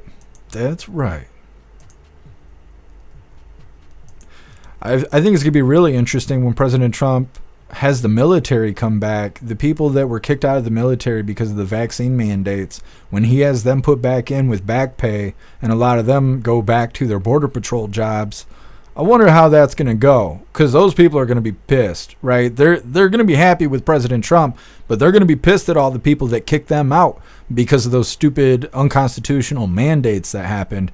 You're going to have those fired up fuckers out there on the border, and they're not going to be playing around. They're going to be back. They are going to be back, and it's going to be good for us.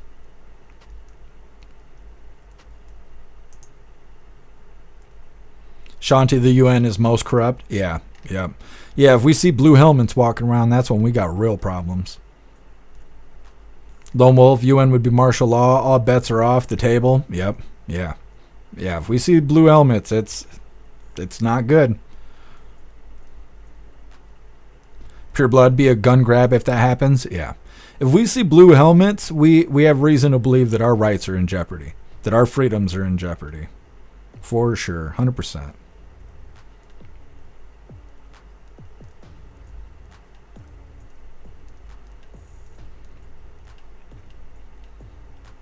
Why are you people over on YouTube writing big-ass paragraphs? I'm not going to read your big-ass paragraph.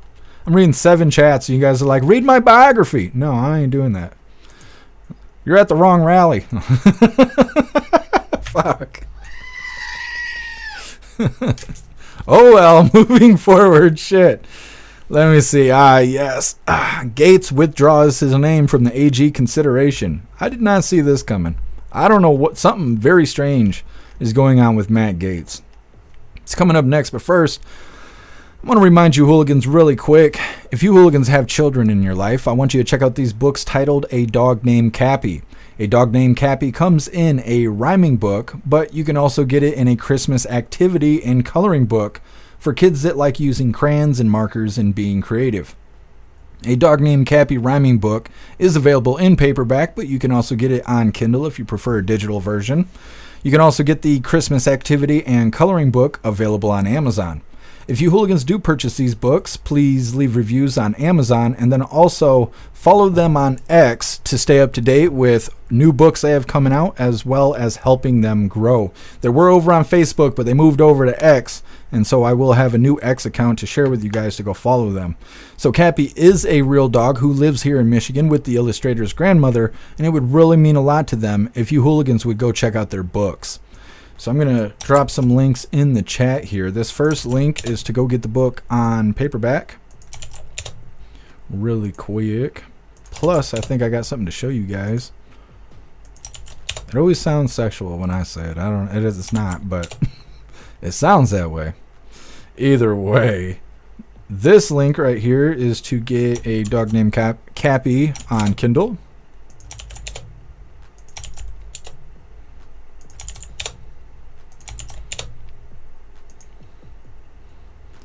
This link is to get the coloring and activity book. Like I say, is good for all ages.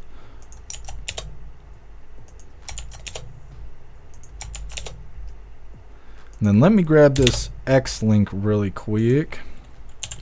Definitely go follow them on X.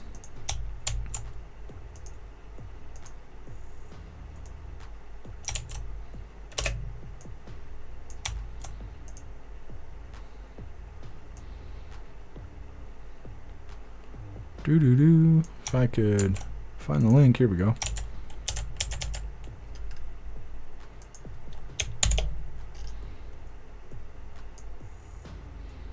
Oh, come on, why is it fighting me?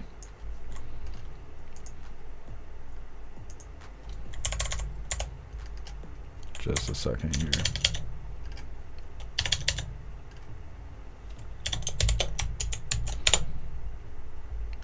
There you go.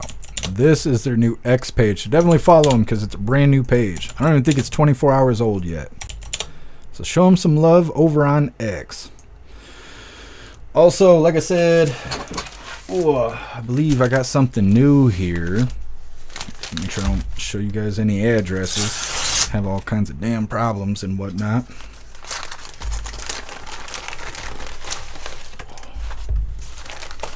Haven't even opened this. I have no idea what we're about to see here. Ugh. Again, this is from Lee Linda. A Dog Named Betsy, a rhyming book. This is a brand new rhyming book. Just came out. I'm the first one to get a copy. For real. I'm actually very excited about this. I will be reading this later today. Check it all out. But like I said, this is all good stuff. So definitely go follow them on X. Click on those links to go get their books and whatnot. This is A Dog Named Betsy activity book here. Like I said, good stuff. Super excited to go through and check out these brand new books. So huge shout out to Lee Linda and all of them. Appreciate the books. Awesome. So definitely go check all that stuff out. Hooligans, go check out all those links I just posted and all of that. We're going to get into this next video as soon as I can find it. Like I said, this is about Matt Gaetz. Now, Matt Gaetz withdraws his name from the AG consideration. Now, this is weird. There's just weird stuff going on. Hit that thumbs up over on Rumble, and let's get this rolling. We have breaking news this hour. Matt Gaetz is stepping down from his nomination to Attorney General of the United States. Many said this was the most contentious of the nominations made by former President Trump, and he has announced categorically that he will not be seeking confirmation to the post of Attorney General. Here are his words. I had an excellent meeting with senators yesterday. I appreciate their thoughtful feedback and the incredible support of so many. While the momentum was strong, it is clear that my confirmation was unfairly becoming a distraction to the critical work of the Trump-Vance transition. There's no time to waste on a needlessly protracted Washington scuffle. Thus, I'll be withdrawing my name from consideration to serve as Attorney General. Trump's DOJ must be in place and ready on day one. I remain fully committed to seeing that Donald J. Trump is the most successful president in history. Look, Griff, this was quick. I mean, the appointment came as a surprise to many. And we will see what happens. We know the deputy is Todd Blanche. That was Trump's attorney in his case with Alvin Bragg here in New York. Many suspected that if Gaetz did not make it through, that perhaps Blanche would be elevated. Well, we'll see where it goes. And I think really the question over what Matt Gaetz does next is really fascinating because he resigned from the current Congress. He was elected to the next one, but his resignation officially set in motion Governor DeSantis standing up a special election quickly. Gaetz's district in the Panhandle is very Republican. It was always going to be a Republican that replaces him. The question now is, will Gaetz run in his own special election to try and get reelected back to Congress? And the question about, there was clearly, Kayleigh, pressure building, sources at Capitol Hill telling me and every other reporter in Washington that this ethics report was likely coming out. And now, maybe that's up in the air now that he steps away, or maybe it accelerates it. That's yet to be seen. It is yet to be seen. You know, Harris, so he resigned from the 118th Congress, and when he gave his speech on the House floor announcing that resignation, he said, I do not intend to take the oath of office for the same office in the 119th Congress. So you have to ask, does he now take that back and try to be a congressman, or does he go away? He said, but you caught what he said, the same office.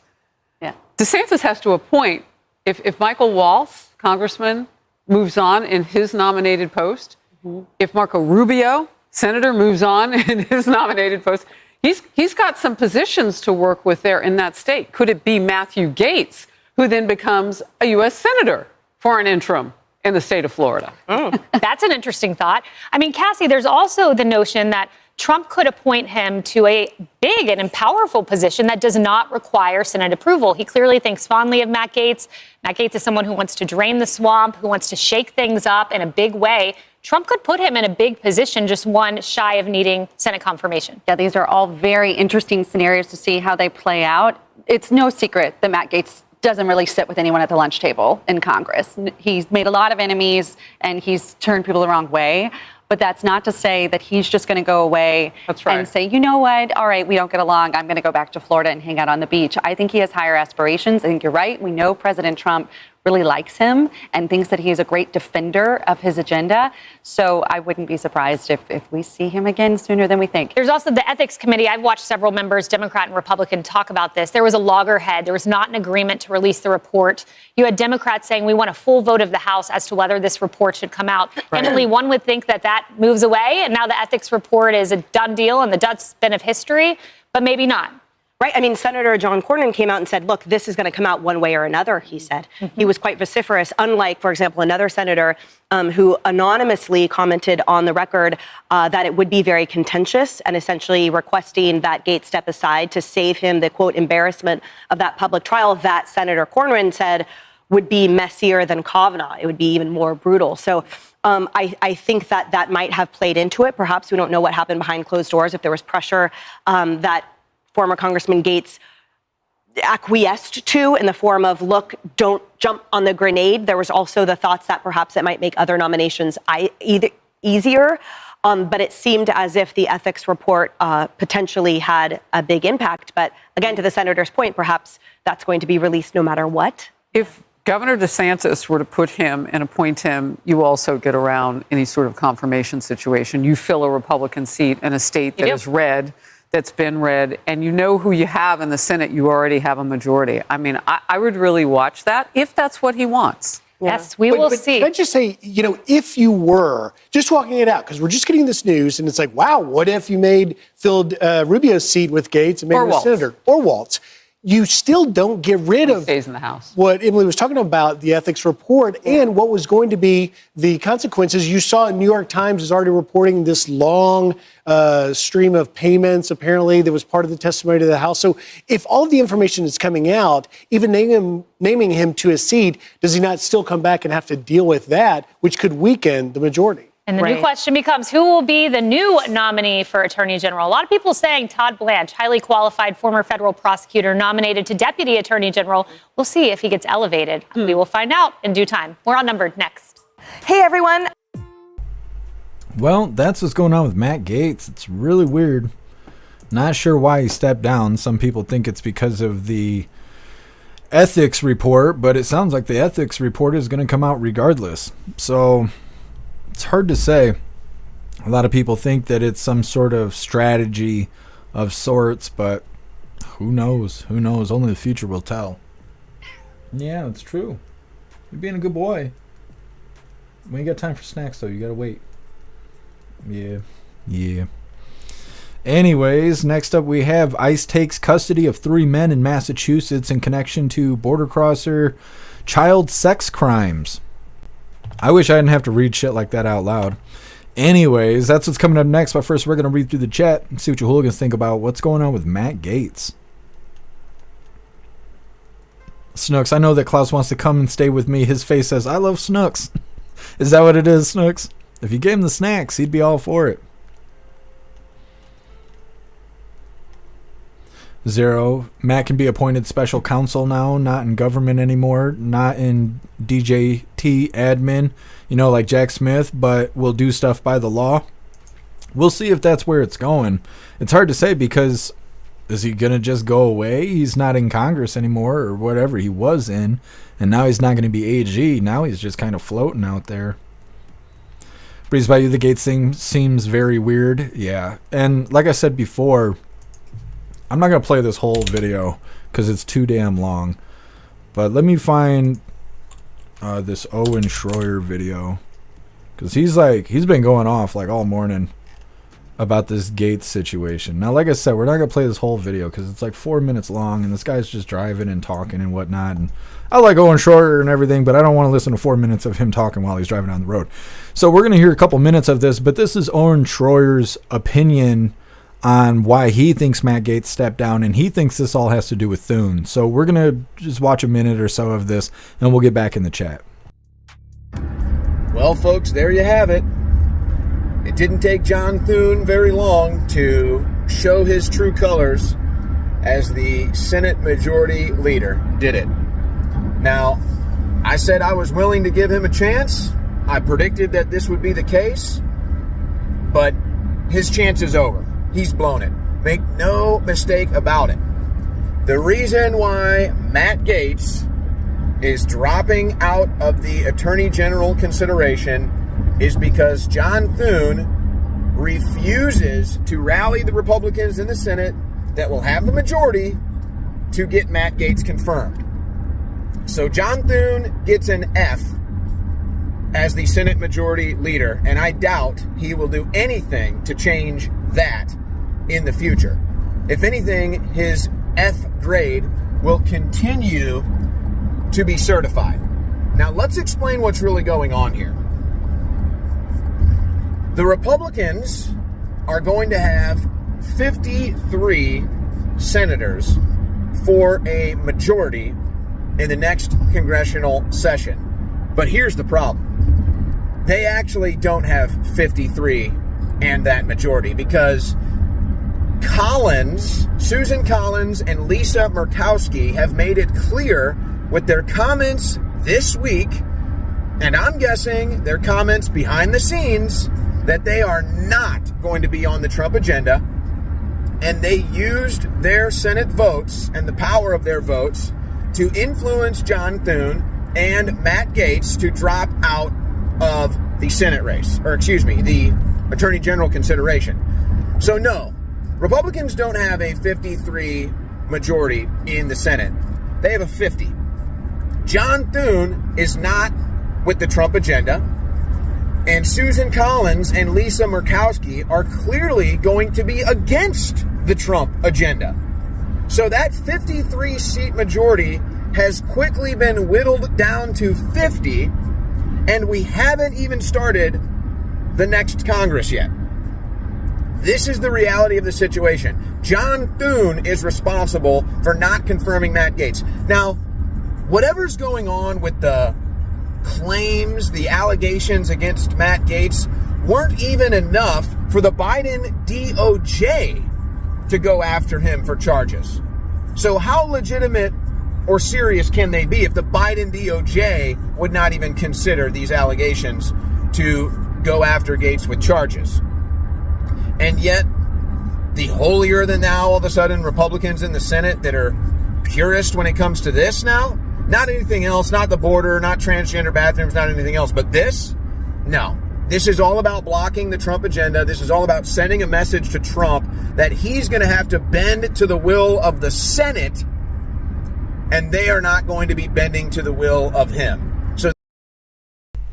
So anyways, like I said, we're not going to watch the whole damn video, but Owen Schroyer, he thinks this has to do with Thune, while everyone else is kind of speculating about the ethics report. Now, I don't know anything about Thune or how any of that works, but I kind of agree with what he's saying about the ethics report. If the ethics report was so damning, then why didn't the Biden administration go after Matt Gaetz? Obviously, Matt Gaetz has been cool with MTG. We've seen how old man Walter feels about MTG. We've seen how old man Walter feels about Peter Doocy, right? So probably would be inclined to think that he probably is not a big fan of Matt Gaetz. If Matt Gaetz is, in a position to be held criminally liable, you would think the Biden administration would waste no time to go after him, especially if they could string him out in front of the news, in front of everybody, and say, oh, look, this person is pro-Trump. We got him on these terrible charges. We're going to hold him, to the highest letter of the law and blah, blah, blah, blah, blah, and use it as a way to make Trump look bad. But they didn't do that. Now, maybe they didn't do that because they're all a bunch of pedophiles, and, well, they're not going to take down one of their own. Now, I hate to say that because I don't really think that Matt Gaetz is a pedophile, but obviously he's being accused of having sex with a 17-year-old, so got to bring that up, right? That's the truth. Got to bring that up if that's the case. So maybe that's why they didn't go after him. Maybe birds of a feather. But I don't know. All I know for sure is it's really weird because it seemed like everything was pointing towards Matt Gaetz becoming AG, and now he willfully just dropped out. Isn't going to do it. And so, like, they're all speculating, is he going to try and fight for a new position, or is he going to just be gone? There's just no more Matt Gaetz. He's just not doing the thing anymore. Either way, like I said, we got ICE taking 3 illegals into custody from Massachusetts who were involved in child sex crimes. It's coming up next, where we're continuing to read through the chat. Holy Zero, you guys are already making snowmen? It's crazy. It's crazy. There was snow here earlier this morning, but there's no snow here now. The sun's actually out now. It's like mid-40s. Holy, first snowman of the year. Breeze, but you fuck the Senate. They work for us. Yep. It seems like they don't get anything done, though. Senate and Congress and all of them, it just seems like they never get anything done.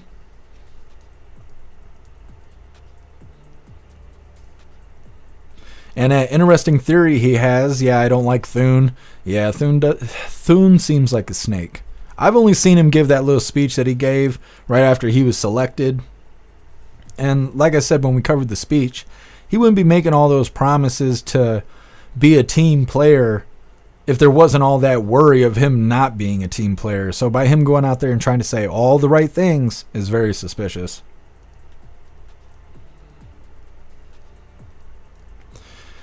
Guess my concern with Matt is that he wouldn't back out unless skeletons existed. Yeah, there must be something. I mean, unless there is a strategy to it, but it just seems really weird that Matt Gaetz had a meeting, came out of the meeting and was like, yeah, I'm going to step down. No, I'm not going to do that. What did they say in the meeting that was so moving, right, to make him make that decision just so confidently? And I forgot I was going to do this. President Trump had a response for Matt Gaetz stepping down. And I'll read it to you guys really quick. Because I'm pretty sure I grabbed it. Now, Matt Gaetz wrote out his statement as well, but they read it in that video. So I'm not going to worry about reading it to you guys, but this is President Trump's response to Matt Gaetz stepping down. Now it says, I greatly appreciate the recent efforts of Matt Gaetz in seeking approval to be the Attorney General. He was doing very well, but at the same time did not want to be a distraction from the administration, for which he has much respect. Matt has a wonderful future, and I look forward to watching all of the great things he will do. So obviously President Trump is aware of what's going on with Matt Gaetz and all of that, but something weird happened. Something weird behind closed doors happened, and all of a sudden Matt Gaetz, he's not doing the thing. 10-man Gaetz has some shit on him, in my opinion. Definitely could be. It definitely could be. They could have said, well, you're going to do what we want you to do, or else we will do this to you. And he was like, okay, I'm dropping out. That's kind of what it seems like. I don't know what Klaus Daniels is doing. Zero, those people are rhinos. Yeah.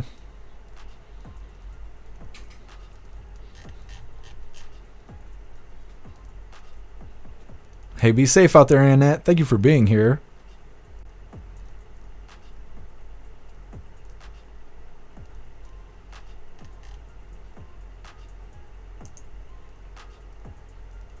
Muskie Boss, I like whoever the liberals hate.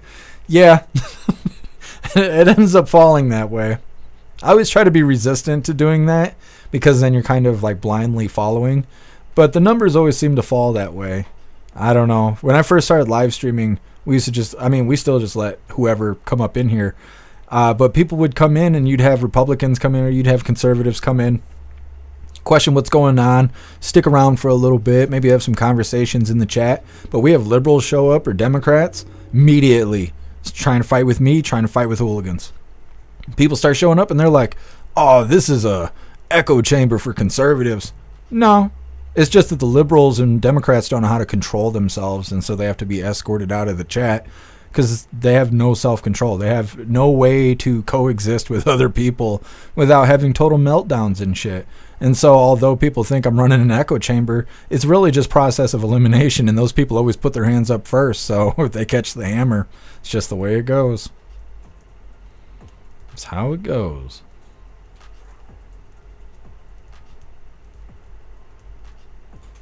Appeal to heaven, stuff in people's closet. Either be open and face the demons or stay hidden.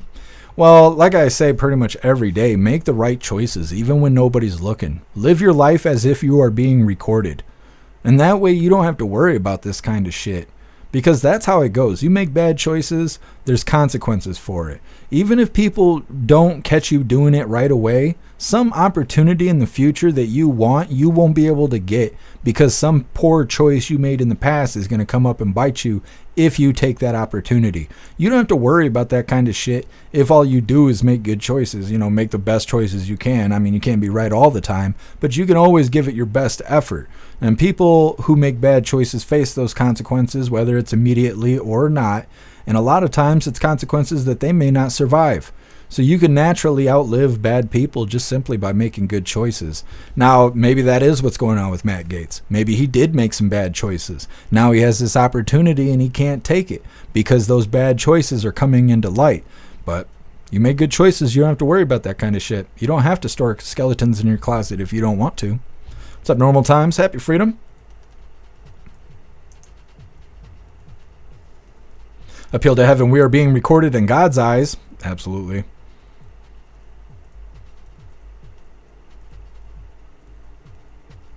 Hidu, every last one of those sociopaths in Congress have skeletons in their closets, and they're worse than many people in prison. Absolutely, Hidu.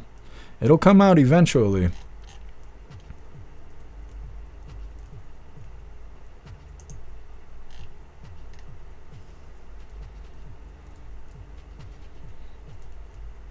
Guess some, you're killing me with the Mike Tyson memes. Pumpkin, I'm still disappointed. I am too. What's up, Pag? Happy Freedom.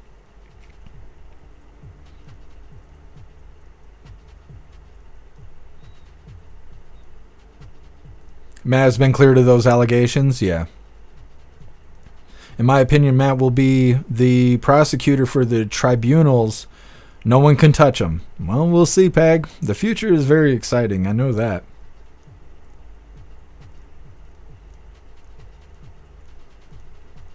What's up, Corey? Happy freedom.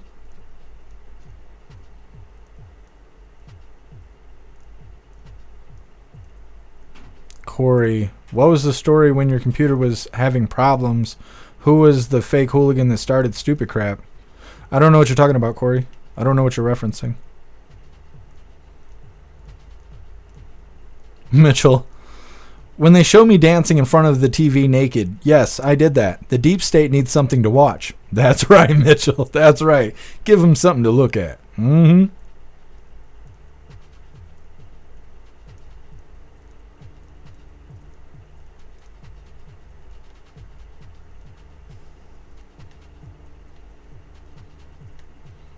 Lone Wolf, don't lie and you don't have to remember. Absolutely.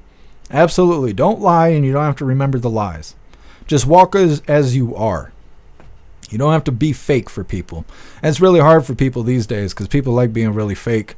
It's everywhere. That fake, it's political correctness. That's what really got people into being, that's what being fake, that's how it became cool, is political correctness. You want to be really cool, go out there and be really political correct. You'll be loved by everyone. That's like the smoke screen they put up. But it's just being fake.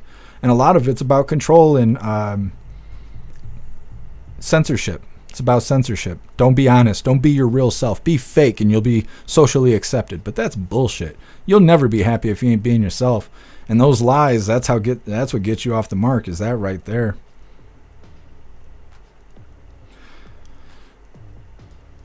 What's your name? Gurmrot? Is that what it is? Wait, if this is an echo chamber, how'd they find it? Yeah. No, liberals are stupid. They're stupid. Most liberals are young. Because when you grow up, you got shit. You got stuff that you've earned and you don't want to give it away and you don't want people to steal it. Well, if you think like that, then you might be a conservative. And so most liberals, most socialist people, self-proclaimed socialists, they're all young. They're all young and stupid. Until you actually work for something and earn something, you're just a dumb liberal.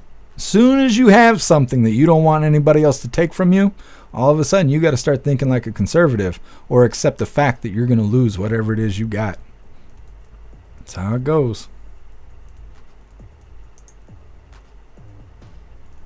Guess I'm, well, I guess I won't be running for office. Well, that's all right. Guess not everybody wants to run for office. It's okay. I'll appoint you to a different position. Guess it'll be all right. Because 2028, we got to get out here and run and make those punches in the face great again. I'm gonna make SMJ Attorney General. That's it's gonna happen. You'll be all right. Guess we'll get that closet cleaned out. You'll be good to go. Mm-hmm. Told to care. When you make a bad choice, own it and learn from it. Yeah, absolutely. Otherwise, you're just kicking that rock down the road. And that's the problem with lying, is you got to keep lying in order to keep it rolling, or else you'll have to face the consequences. That's how it goes. Zero, you got a 15-pound turkey? I've never cooked a turkey. Anytime I got a turkey when I worked in the factory, I always gave it away. 15 pounds sounds pretty good, though. Teasel, echo away. Happy freedom, Teasel. Lone Wolf, they created a whole new generation of narcissists. It's so bad for the world. Absolutely. Because while we have regular people walking around being dumbasses and pushing political correctness on everybody else, we have the government who's actually out here fucking kids and doing things like that while they laugh at us as we're around here trying to control each other with political correctness. Just like when the plague was happening in the lockdowns.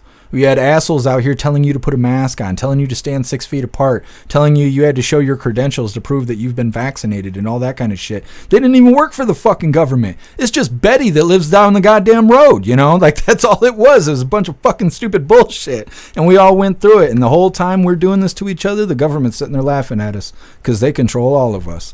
Whether we think this or that, doesn't matter. We're just out here fighting for no reason like a bunch of dumbasses. Can't stand it. Just saying.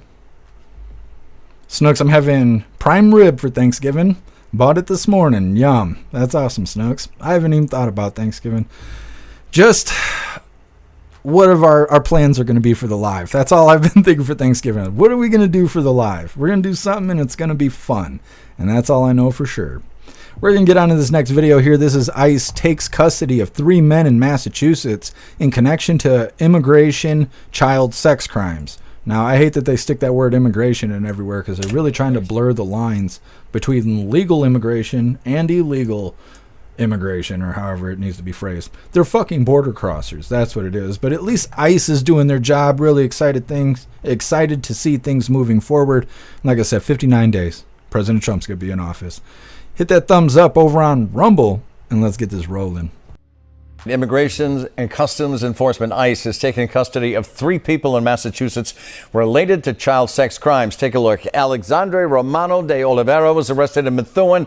That happened this week. ICE says he is a fugitive from Brazil, convicted of rape of a child in that country. Minor Steven de Paz Munoz was arrested in western Massachusetts in February on a number of charges, including rape of a child. By Great Barrington Police, he was arrested by ICE last week. And then a third man, Billy Ernie Butriglio Bustos, was transferred into ICE custody in Pittsfield last week. He is also facing child rape charges and had been in local police custody since October of last year. Now, that story is a little messy because they're telling you that 3 individuals have been arrested for terrible crimes against children, as well as being illegal and whatnot. But then they turn around and say, oh, yeah, the one guy, he's been in custody for over a year. Well, damn. We'd deport him, but he'd come back. You gotta just live in jail, and we all pay for it. We pay for him to eat, we pay for him to stay warm, pay for him to stay alive. He shouldn't even be here.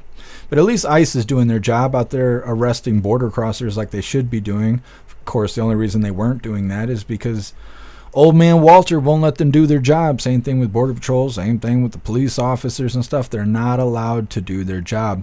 The change is coming. 59 days from now, President Trump will take office. Tom Homan, he can't wait. He can't. You see it in his face. He's hungry to get these border crossers up out of here, and he don't care what those Democrats are crying about. They're leaving those border crossers. They're on their way out, and I am super excited for it. We're gonna read through the chat really quick, see what you hooligans think about ICE taking those 3 bastards into custody for terrible things that they were doing to children. Hopefully. They're not going to get the death penalty, but Lord knows they deserve it. Either way, we got 2 funny videos coming up next. The first one's titled, President Trump Does What He Wants. This is an old clip of President Trump, but it's funny. And then our official funny video of the day is titled, It's Not Funny, but It's Funny. All of that's coming up next, but first we're going to read through the chat and see what you hooligans think about ICE taking in those 3 predators. Breeze by you, I'm not doing anything for Thanksgiving. I mean, I suppose I will eat some food. Well, I hope all of you guys are here with me for Thanksgiving. Probably won't be the longest live we've ever ran, but at least won't have any news. I mean, unless they blow up an RV in the middle of Nashville like they did on Christmas that one year that everyone always forgets about. So unless something like that happens, we're going to make sure that Thanksgiving is going to be a good time. Nana sent me some real deal Louisiana hot sauce, and I am super excited to try it. I've been just sitting here staring at it, doing everything I can not to crack those bottles open because we're saving it for Thanksgiving. So huge shout out to Nana. Thank you for sending me those hot sauces. I am so excited to get that stuff started. Hair Juicer, you're back. Glad to hear it. I'm pretty sure Hair Juicer sent me a little something. Take a gander here really quick without exposing any addresses. Ooh. Let me see here. Let me see. Yeah. What do we got? Oh, this is a good one. Let me see here, just to make sure. Yes. This is from Hair Juicer. Me, myself, and Irene. Thank you so much, Hair Juicer. Can't wait to check it out. I'm going to be watching There's Something About Mary at some point in the next couple days. And I'll make sure to watch Me, Myself, and Irene. Thank you, Hair Juicer. You're a badass. Snooks, can you please be on day or part of the night then? We'll see. The only thing about doing the live too late on Thanksgiving is, 1, that means that I don't get to do anything for Thanksgiving because I get fucked up on Thanksgiving. And so if we do it late in the day, then that means I have to stay sober all day. But the other thing is most people sleep. They get that itis. They eat that turkey, they get the itis, and then they take a nap and they wake up and it's like 9 o'clock out. You know, outside is all dark and shit. So we'll see. We'll see what time we're going to do Thanksgiving. Yeah, thank you, Hair Juicer.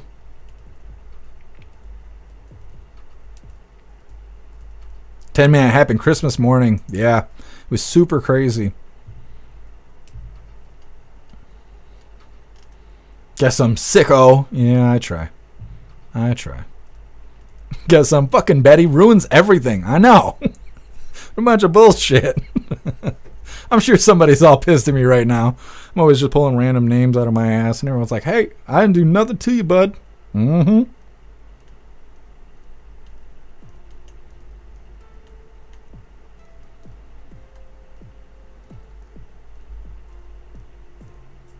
Man, like I said earlier, could you imagine us hooligans as Trump's cabinet members? He'd only make that mistake one time. He'd only do that one time.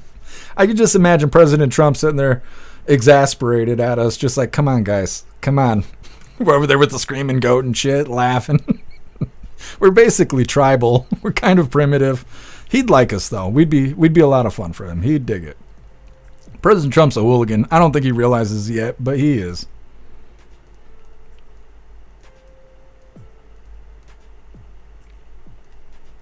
Guess I'm 100% correct. Fake people suck. They do suck. And it's crazy because they're the ones that try to walk around with all the authority, right? Just normies out there being liberals and shit, worrying about being politically correct. They act like they're the authority of your speech and what you do and how you should live and all this other shit. And you find out they got kids locked in their basement, or they chopped the wiener off their son, or whatever. And it's time for accountability, and all of a sudden is lying and crying. Oh, I didn't do that. Oh, you're misunderstanding. Oh, you're a bigot. Blah blah blah blah. They don't want to take that accountability, but at the same time, they want to be the authority over what you do, what you say, how you dress, how you live your life. Those people suck ass. Can't stand fake people. And they can't take a punch in the face. I don't know how you walk around with your finger in everybody's face and you don't expect to get your teeth knocked out. Just like, doesn't make any sense. When we saw them out there calling for civil war after they lost the election, like I said, you got people who are scared of guns calling for civil war. Like, are you kidding me? You don't want this. Don't do this. Don't pick this fight, you fucking idiots. It's fine to be stupid, but don't be that damn stupid. Like, holy. Just saying.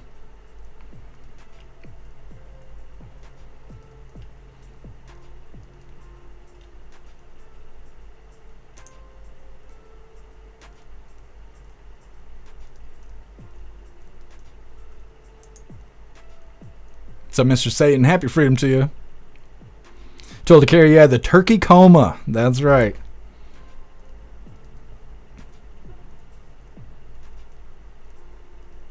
Free the good Texan, what do you say? Black Betty had a job, bamba lamb. That's right. She did, but then when she lost her job because of the COVID lockdown, she came around with a mask on barking at us. That's what happened. That's how it went. Hi, Toe. Damn, I missed 69 likes. On my end, it says 5. We're on 78. Come on, hooligans. Let's get it up to 100 likes over here. There, Klaus Daniels. He's like, y'all talking about turkey in here?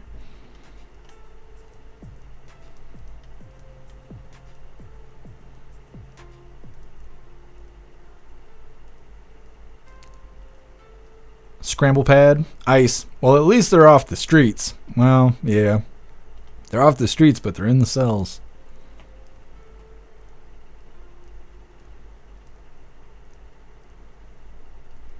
Nana, you'll get your taste buds back. Oh, I believe it. I can't wait. I'm so excited for it. Like I said, Thanksgiving's going to be awesome.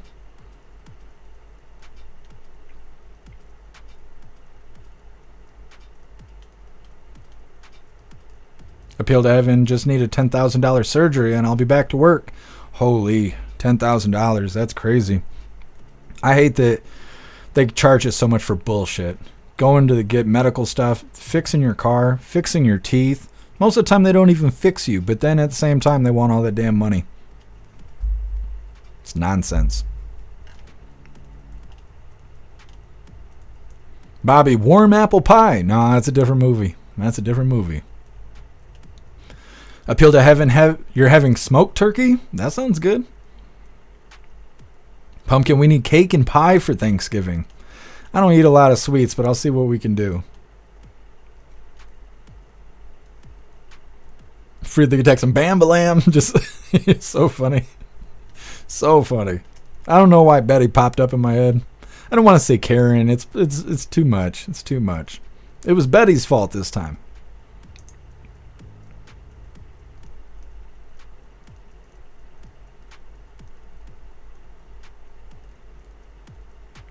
Turbo ingrown toenail, $2,500. Yeah, exactly. Exactly. High toe. Then when you get insurance payouts for something that wasn't your fault, they increase your monthly payments. Yeah, see, and I was just saying that about car insurance because my car is making even more noise than it was, and I just dropped $900 on the damn thing, or it was $1,100 after it was all done. And I was like, well, maybe a deer will run out in front of me, right? Because I got full coverage now after I smoked that last deer doing 75 on the freeway. Legally, it's 75 where I live. So anyways, I was like, maybe a deer will run out in front of me, I can get a new car. But at the same time, the money I get from my car probably won't even buy a new car, and it'll make my premiums go up. And I pay $170 a month right now for car insurance. And I'm like, it's not even a win. Even if Bambi Al-Qaeda makes a second attempt on my life, it's not even going to be a win. I'm like, shit, there's no way out of this. I'm going to end up having to replace the transmission. I think that's going to be the cheapest option. I don't want to, though. Libby Racer, me, myself, and warm apple pie. That's right. Is it date night or is it Thanksgiving? It's hard to tell,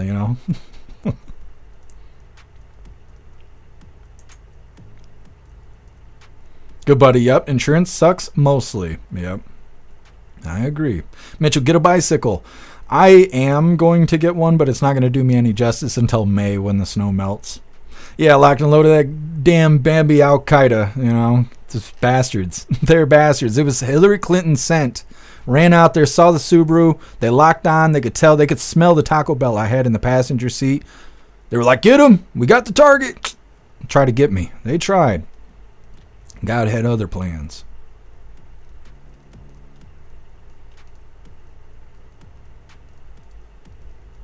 Let's read through. We'll get on to these funny videos here.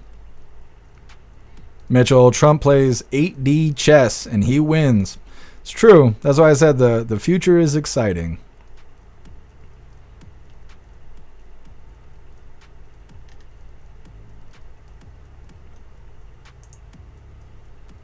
What's up, Wayward? Happy Freedom. We're all fake somehow, someday. Well, I mean, when you're talking to cops and shit. Yeah. Yeah. That's one of those things you can't get out of. You start talking to a cop, it's time to be real fake. It's time to be real fake. Because they're always trying to get you to incriminate yourself.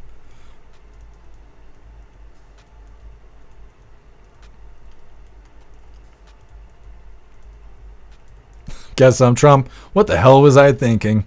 Yeah, he'd enjoy us though. We're like bad kids. We'd be just giving President Trump gray hair, but as soon as we're gone, he'd miss us, He would. All right, hooligans, we're going to get into the fun stuff. Now, before we do, I want to remind you guys really quick, if you would like to support the live to keep us running, you're welcome to use that Linktree link in the description in order to make donations. You can do that by using PayPal, Cash App, Stripe, Locals, Buy Me a Coffee, or you can even send crypto. We're going to get in this first video here. This is titled, President Trump Does What He Wants. Like I said, this is an old clip, but it's a good one. All right, let's get this rolling. By the way, whose car is this? Whose is it? I like this car. Is this your car? Yes. Well, you know what? I'm buying it. I need it fast. I'm buying it. You're buying my car? Here's a check. Thanks. Oh my God. Wow, well, just let me get my kids out of the back. Now, wait a minute. I don't have time for this.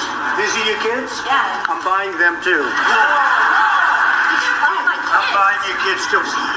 Whoa, look at this here. Buy me. Bye, guys. Be good, okay? I love you. And Mommy will email you, okay? Oh, Donald Trump just bought a stranger's children. Hello, kids. I just bought you. Who are you?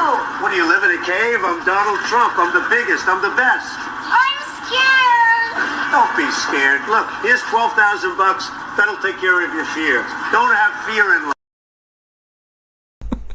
Don't have fear in life. This is why President Trump became a Republican, because he was just overwhelming the Democrats. They weren't used to seeing that much money being flashed in their face. Anyways, we're going to get into the real funny stuff here. This is our official funny video of the day. Now, you will have to read the captions, but it's short and it's good. It is good stuff. Let me get this pulled up. We'll make it full screen. That way you guys can actually read the captions. Now this is titled, It's Not Funny, but It's Funny. We'll play it twice through, that way you guys don't miss the captions.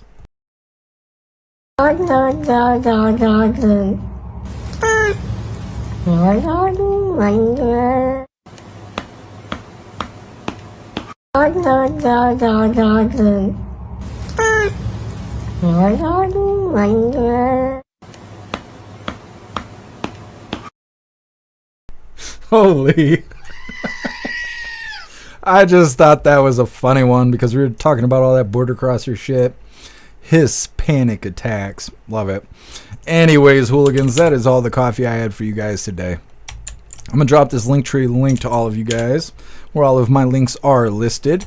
So if you would like to make donations, join membership programs, or purchase any merch, I'd really appreciate it. All of your guys' contributions keep us running every day except for Sunday, because we got to have a day to recharge those batteries. Definitely go join Discord. Discord is our free hooligan community. It's the best way to be notified every single time we go live.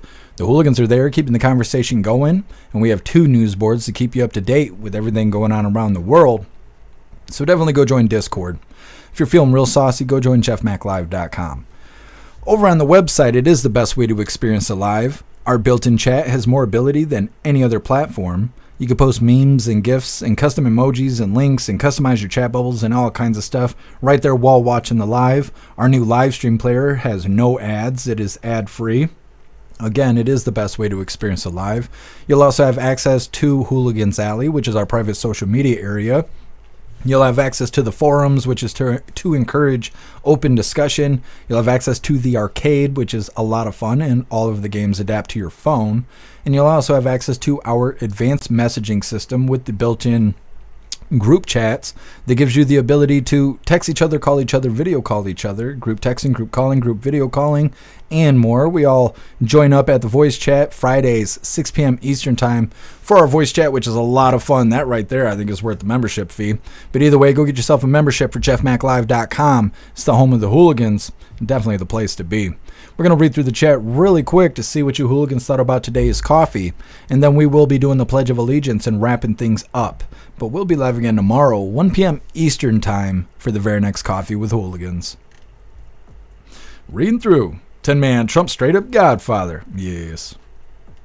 Welcome to the family. That's right.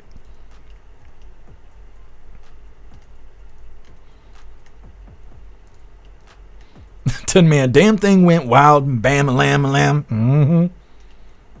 I don't know why, but that song always makes me think of the movie Blow. I think they play that like 2 or 3 times in that movie, and for some reason, every time I hear that song, I just think of the movie Blow.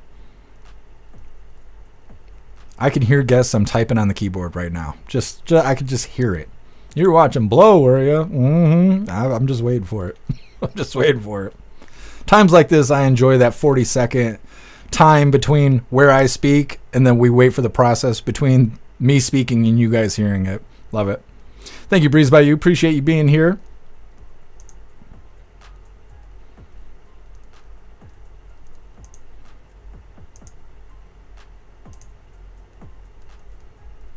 Libby Racer.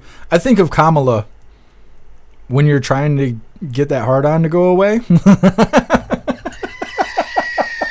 I couldn't stop myself from saying it. Shit.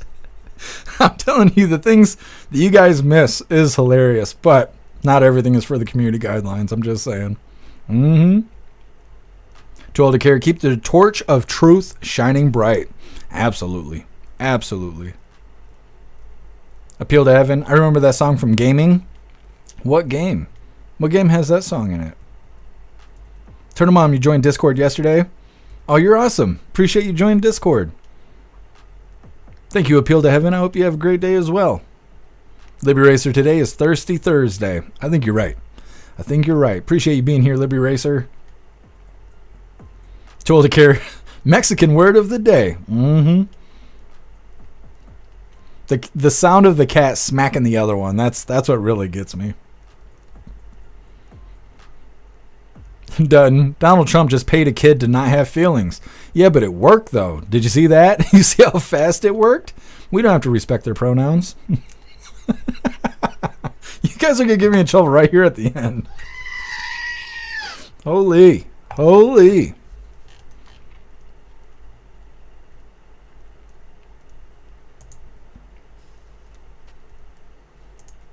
Appreciate you, Pag. Thank you for being here. Teasel, Donald Trump buying kids. Oh no. Yeah.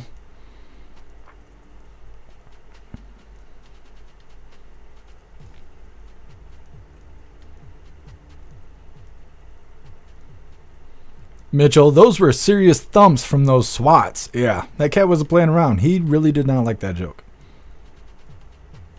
He had knocked some sense into him.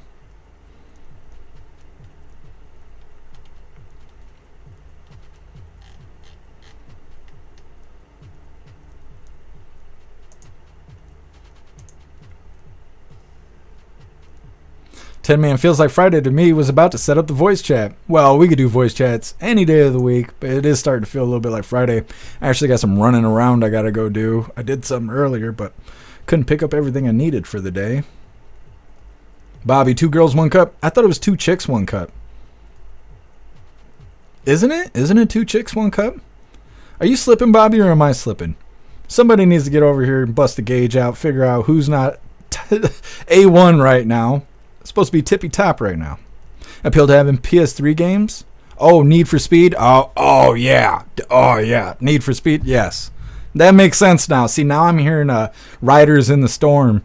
Now that you bring up Need for Speed, is it really 2 girls? It was my fault. My apologies, Bobby.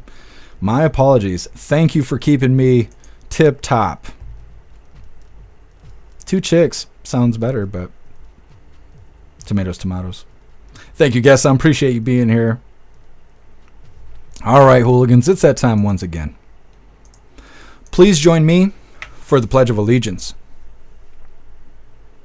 I pledge allegiance to the flag of the United States of America and to the republic for which it stands, one nation, under God, indivisible, with liberty and justice for all.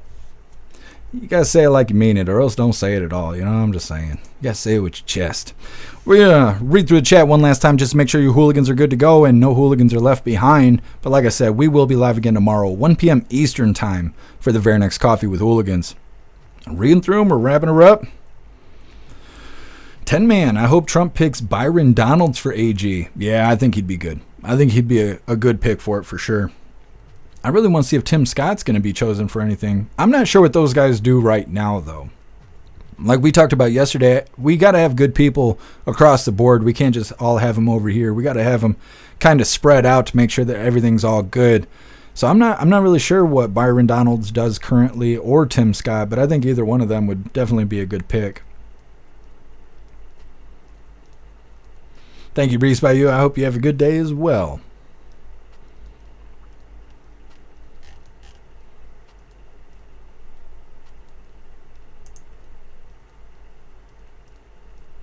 Thank you, Scramble Pad. Appreciate you being here. Bobby, never watch a guy in a jar. Yeah, isn't there another one where the guy's like sending nails through his nutsack or something? I can't remember what it's called now. It's like one guy, one hammer or something. Like one guy, 2 nails. I can't remember. Man, the internet used to be a crazy place before political correctness came by. Bobby, Merry Christmas. Yeah. That's right. We're going to say Merry Christmas again. I'm so glad President Trump won. Happy Freedom, David. Thank you for being here. Thank you, Matthew. Thank you, Pumpkin. Thank you, AR-16. Nana, play ball. That's right. You make me want to say it now that you've brought it up so much. Maybe I will next time. We'll see.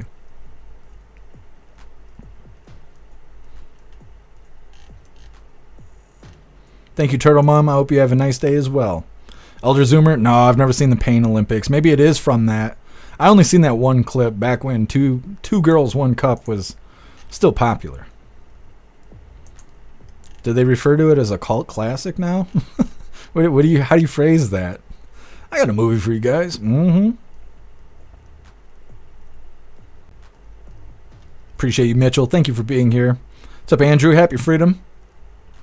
Good, buddy. Just farting in the chat. That's all right. Yukon Man, happy freedom to you. Appreciate you stopping in.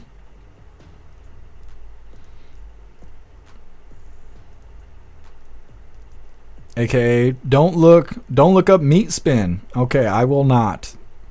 But somebody will. Somebody heard me say that. They're like, oh, I gotta Google it. You know, like when you got the red button, they say don't press the button. You're like, oh, now I gotta press the button. I have a lot of self-control, so I don't fall for that stuff. But I know not everybody feels that way. So we're gonna have people Googling shit. Snooks, no to the nails in that area. No, that's not for me. That's not for me. I've got all the piercings I need. No need to pierce that part. Yeah, Appeal to Heaven. Blue waffles, that's right. For breakfast every day. Mm-hmm. 10-man, no nails to the McNuggets. That's all right, Hooligans. It's not Saturday. Goodness. All right. I hope all of you guys have a fantastic day. And if it's snowing where you live, be safe, be warm. Go out there and be fantastic. Huge shout out to everyone that made donations, joined the membership programs, or purchased any merch. I really appreciate all of you Hooligans, and I wouldn't be able to do any of this if it wasn't for you. So thank you so much for all your support, and I'll see you guys on the next. I will see you Hooligans on the next live. Until then, stand tall, shine bright, and that's a wrap.